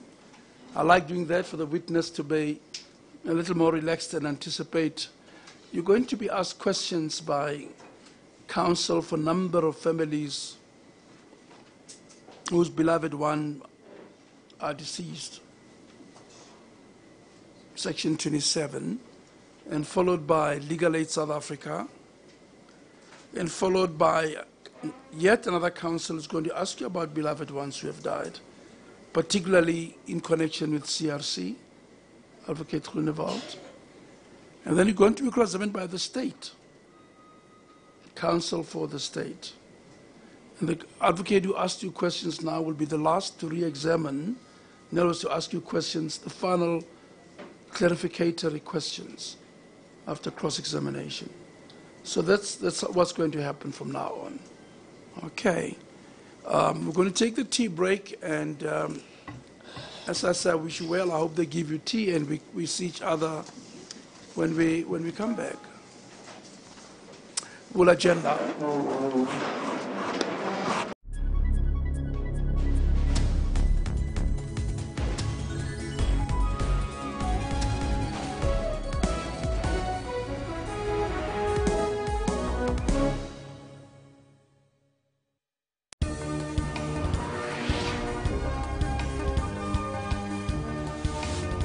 We're talking news, business, and sporting updates both continentally and abroad. South Africa is in its first economic recession since 2009. Currency has appreciated, quite a lot, especially for this year, and it has benefited from a number of things. Not so much to do with what was happening here at home.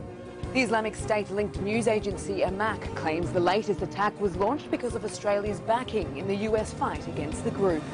Constad is one of the dozens of women who have accused Cosby of sexual assault, but hers is the only case recent enough to be subjected to criminal prosecution. Stay tuned to News Today at 3 p.m. from Monday to Friday on SABC News. A lot of us rely on tech to survive, and Africa is already a mobile-first continent. We build mobile technology that connects motorcycle taxis to commuters and businesses in real time. My phone was the most important thing. Africans are using technology to innovate. On Network, we have African technology and social media news. Even robots have heard about us. Hello, watch Network on SABC.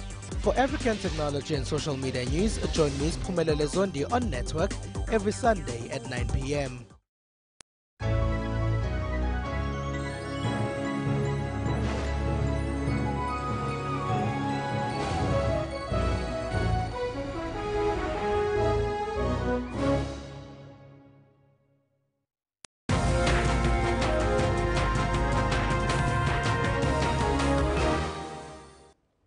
Welcome back. What a heady morning of news we started this week with. My name is Kendall Makamati. It's now time for a little bit of sports. And the first thing that we want to talk about is about a group of intrepid and innovative cyclists who have been busy with making sure that the work that they do as cyclists meets and greets all that communities need on their way to cycling themselves, to fitness, to health, as well as making a difference around South Africa.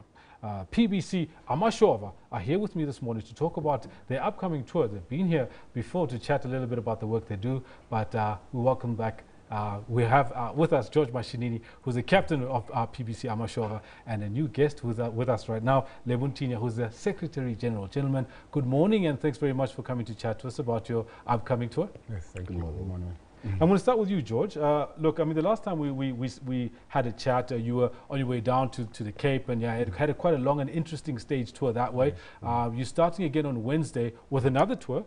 This time you're going in maybe a slightly opposite direction, 510 Ks that you're doing. Can you tell us a little bit more about this particular tour that you're doing starting this Wednesday? Well, the idea behind it is to raise funds and awareness more with regards to the child welfare that we are supporting in Bethlehem.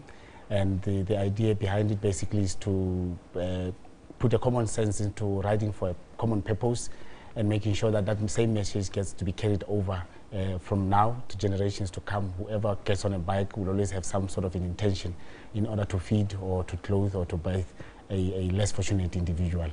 I'm going to ask you a little bit more about the Bethlehem stage of this particular tour. But before I get into that, I'd like to bring Lebu into the conversation. Lebu, as the Secretary General of this this budding cycling club, if I were to say, I'm sure it's grown in leaps and bounds since the first time I spoke to Georgia last year, I think it was.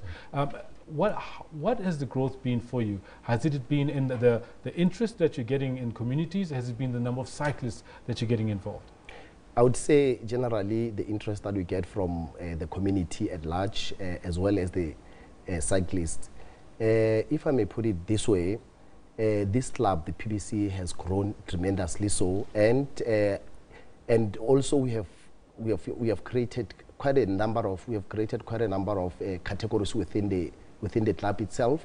We have fetched people from the locations, different areas where we're going to assist them and show them precisely how we do this thing called cycling. We've got the category of elites, we've got the category of the Ferraris, we've got the category of the fast ones and the slow ones. So our main objective within the club is to ensure that everyone is accommodated within PBC itself. Hence, this club is one of the biggest clubs amongst the black communities because we definitely making sure that we teach them how to do things, and we make sure that every time, because it saves them a lot. It saves them a lot from a whole lot of things. There's a lot of things that are happening in the locations. So because of the cycling, we're pushing them to come closer so that they run away from things like those. I thank you. All right. So now I believe that what's going to happen this coming Wednesday is that from here you're going to move to Sasolburg, from Sasolburg to Bethlehem, and Bethlehem is where the big gift giving is for a charity in Bethlehem. Correct? Yeah, correct. So the itinerary basically is move from the clubhouse in Midrand, go to drive like 120 k south of Johannesburg to Sasolburg. And we choose the iconic spot because it's also in a township environment, and we would like to also put up some vibe behind it. We leave at 6 a.m. Wednesday, and then we arrive in Bethlehem at like 16:30. So you drive from here to Sasolburg. Sasolburg, you start riding. Exactly. Okay. And then in Sasolburg, sorry, in Bethlehem, that's where we have the welfare event where we hand over the gifts. And then besides that, then just a chill night. And then in preparation. That will be 182 kilometers later. Okay, it's about how long? How long is that particular ride? The ride would generally should take anything to about between 4 to 5 hours. If there's punctures, cramps, and anything else of that sort, then for sure 6 hours or more could take. Yes. In terms of the gifts that you're going to be taking through their label, can you give us an idea of gifts? Gifts from where? How did you get the gifts? Who are you giving the gifts to? Okay, all right. The gifts that we have collected so far are going to one of the charity organizations down in Bethlehem called the Bethlehem Welfare Children. So what we do, like they said, they always say charity always begins at the home. So we have collected from the club members already. So what's going to happen? In fact, the main purpose and reason why we wanted to make people of South Africa aware of what this initiative that we're going to make this coming Wednesday, is because we wanted to make a plea to all the South African businesses, all the South African organizations, those that will be interested in helping us to go and help those needy children, which is the charity organization down in Durban. So the kind of things that we have collected for the charity will be the money, anything in the form of money. It will be anything in the form of, the shoes, whether new clothes, all the new, the toothpastes, and anything. I suppose canned food as well. Canned food as well. So we're making a plea to all the South Africans to please come on board, assist Proud Beginners in assisting those children. It's one of the good initiatives that we have always been preaching about from the club. So we want to achieve that. The most important thing then would be, how do people get in touch with you right now? Yes, it's quite simple. How can people get hold of us?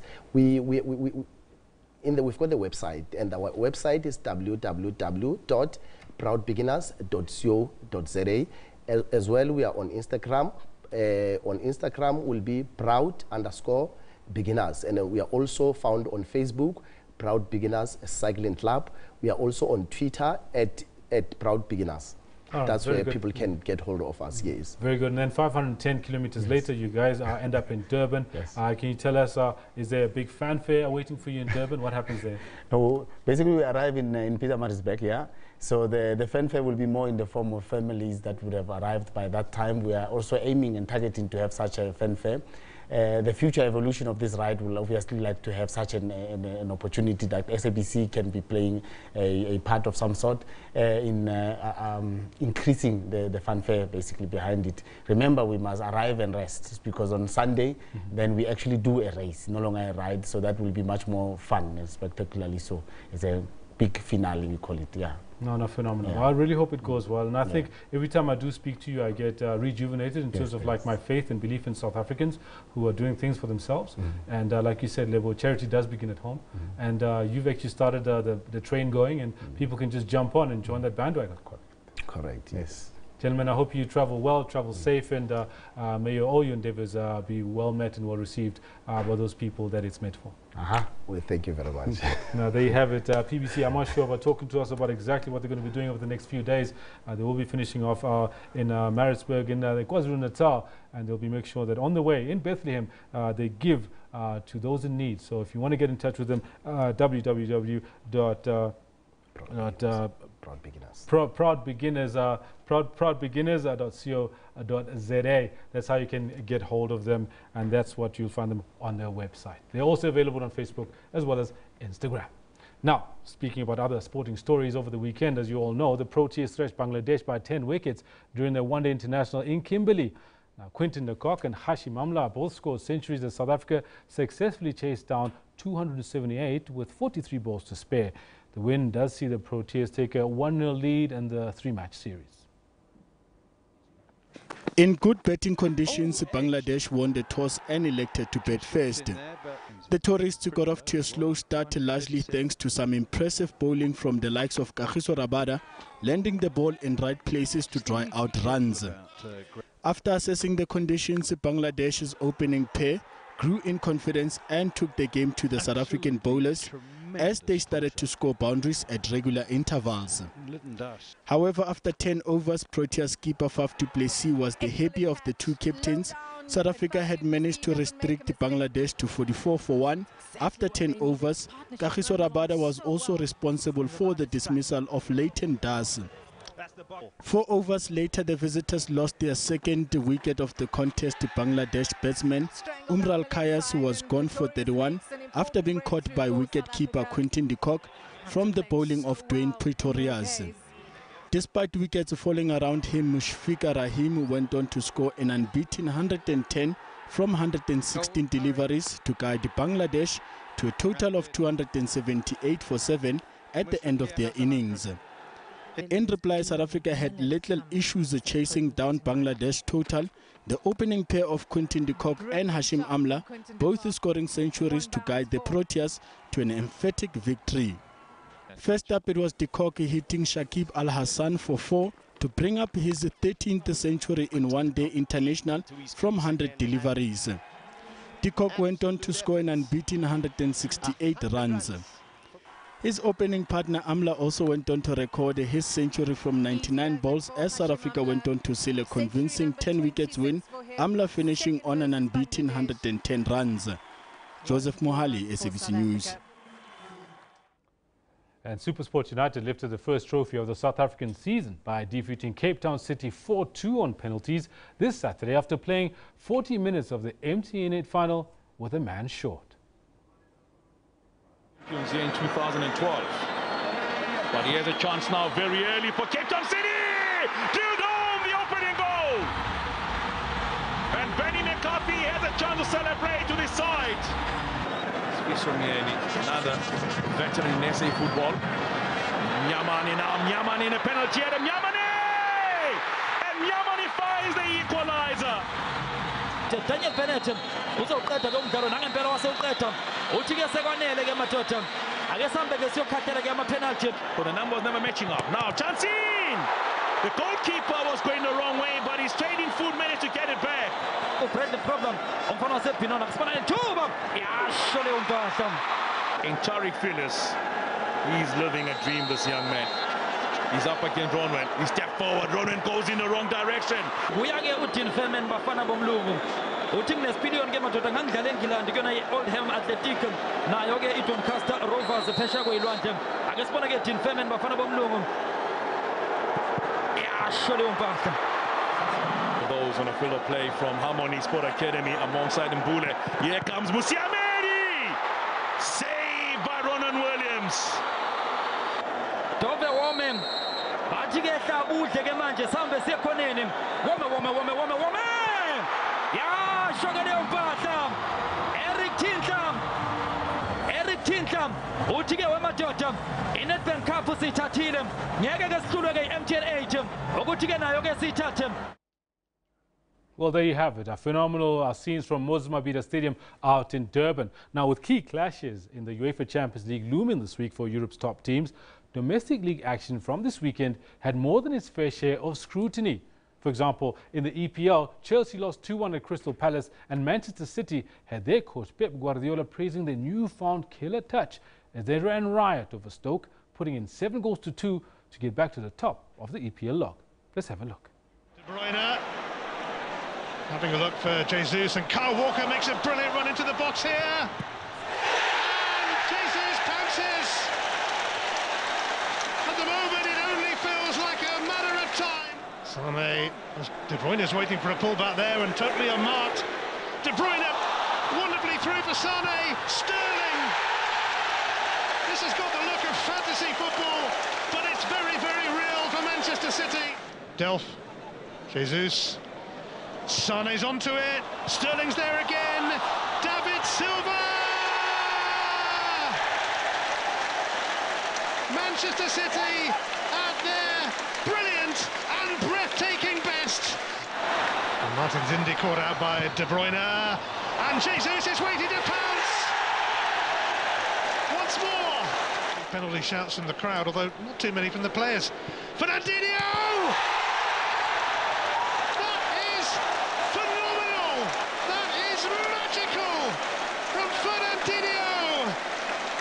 Manchester City's football is sparkling. Wow, just wow. De Bruyne. Sane's going to get to this. It's another one.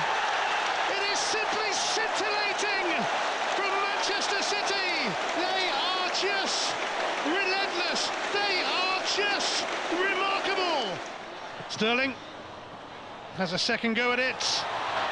And Bernardo Silva gets in on the act with his first goal for Manchester City. Come in, number 7. Action, as you can see from the EPL. Let's give you a quick rundown of how the results went. The 0-0 draw between Liverpool and Manchester United had Jurgen Klopp extremely frustrated. That's the third time that Manchester United have held them to a draw at home. Burnley 1-0 against West Ham United. Then Crystal Palace, they got 1 over Chelsea. Can you believe that? Got to winning ways for once. Crystal Palace 2-1 against Chelsea. Manchester City, as you just saw, 7-2 trouncing Stoke City. And Huddersfield Town, newbies to the Premier League, going down 2-0 to Swansea City. Tottenham Hotspur getting all 3 points against Bournemouth. And then Watford 2-1, actually extending Arsene Wenger's woes, 2-1 against Arsenal, which means that Watford are literally sitting in 4th position on the Premier League log. Brighton, Hove and Albion 1-1 against Everton, and Southampton a 2-2 draw against Newcastle United. Tonight there's one match that's being played. That's being played at the King Power Stadium. 9 p.m. is kickoff time for that one, and that's Leicester City against West Brom Albion.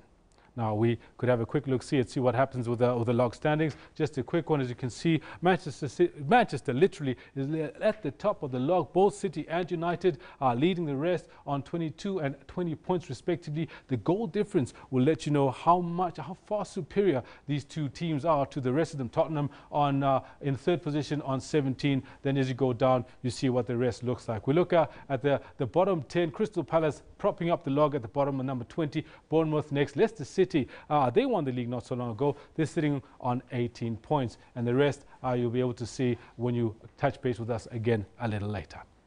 Now we moved on to other sporting news, and the big thing has been what happened over the Currie Cup over the weekend. On Friday, the Blue Bulls 52-32 against the Pumas, making sure that, as you all know, they were already through to the semi-final. But then the Lions are beating the Cheetahs 44-17 on Saturday afternoon, and Sharks losing, surprisingly, log leaders Sharks losing to Western Province 20 points to 31 at the Kings Park Stadium, which literally brings us to the semi-finals for this year's Currie Cup. And in this year's Currie Cup, Western Province have got themselves a home semi-final against the Golden Lions at 2:30 kickoff at Newlands on Saturday, and the Sharks against the Blue Bulls, another derby, that's at Kings Park, kickoff at 5 p.m.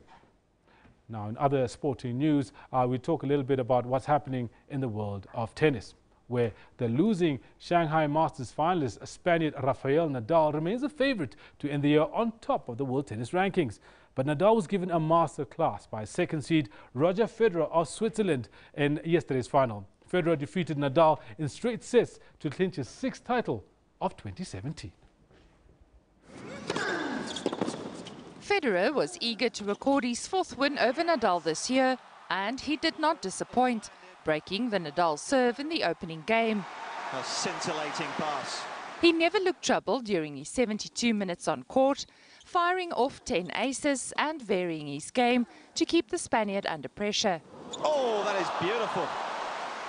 Federer eventually cruised to an impressive 6-4, 6-3 victory and remains the only man who could prevent Nadal from finishing the year at number 1. For a 5th time in a row, he gets the better of his great rival. Great, perfect match for me, really. I'm shocked how good it went this week, because I really played, I felt good really from the first match, so I think it really does pay off when you show up to an event really early, which I did. I already arrived on Thursday here before my Wednesday match, and that's usually what I do before a slam, so it's nice to see that it actually does pay off. Shanghai was Federer's 94th career title. He's now level with Czech Ivan Lendl in terms of open-era titles. Only American Jimmy Connors has one more. He leads the way with 109. Of course, I know I'm close to 100, but still in a way far away, because these titles don't come easy. You always have to beat such great players along the way, but it sets great confidence for the rest of the season. I hope to play well Basel, Paris and London if I play all 3.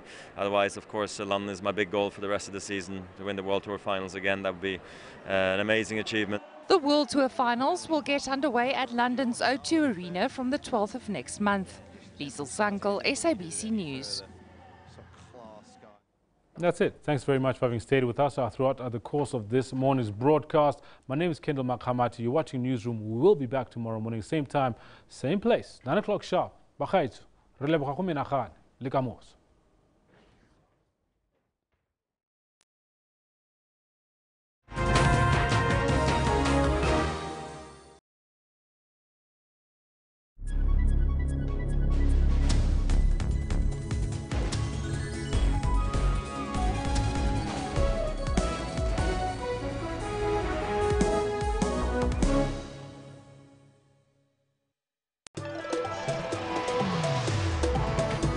Are you about that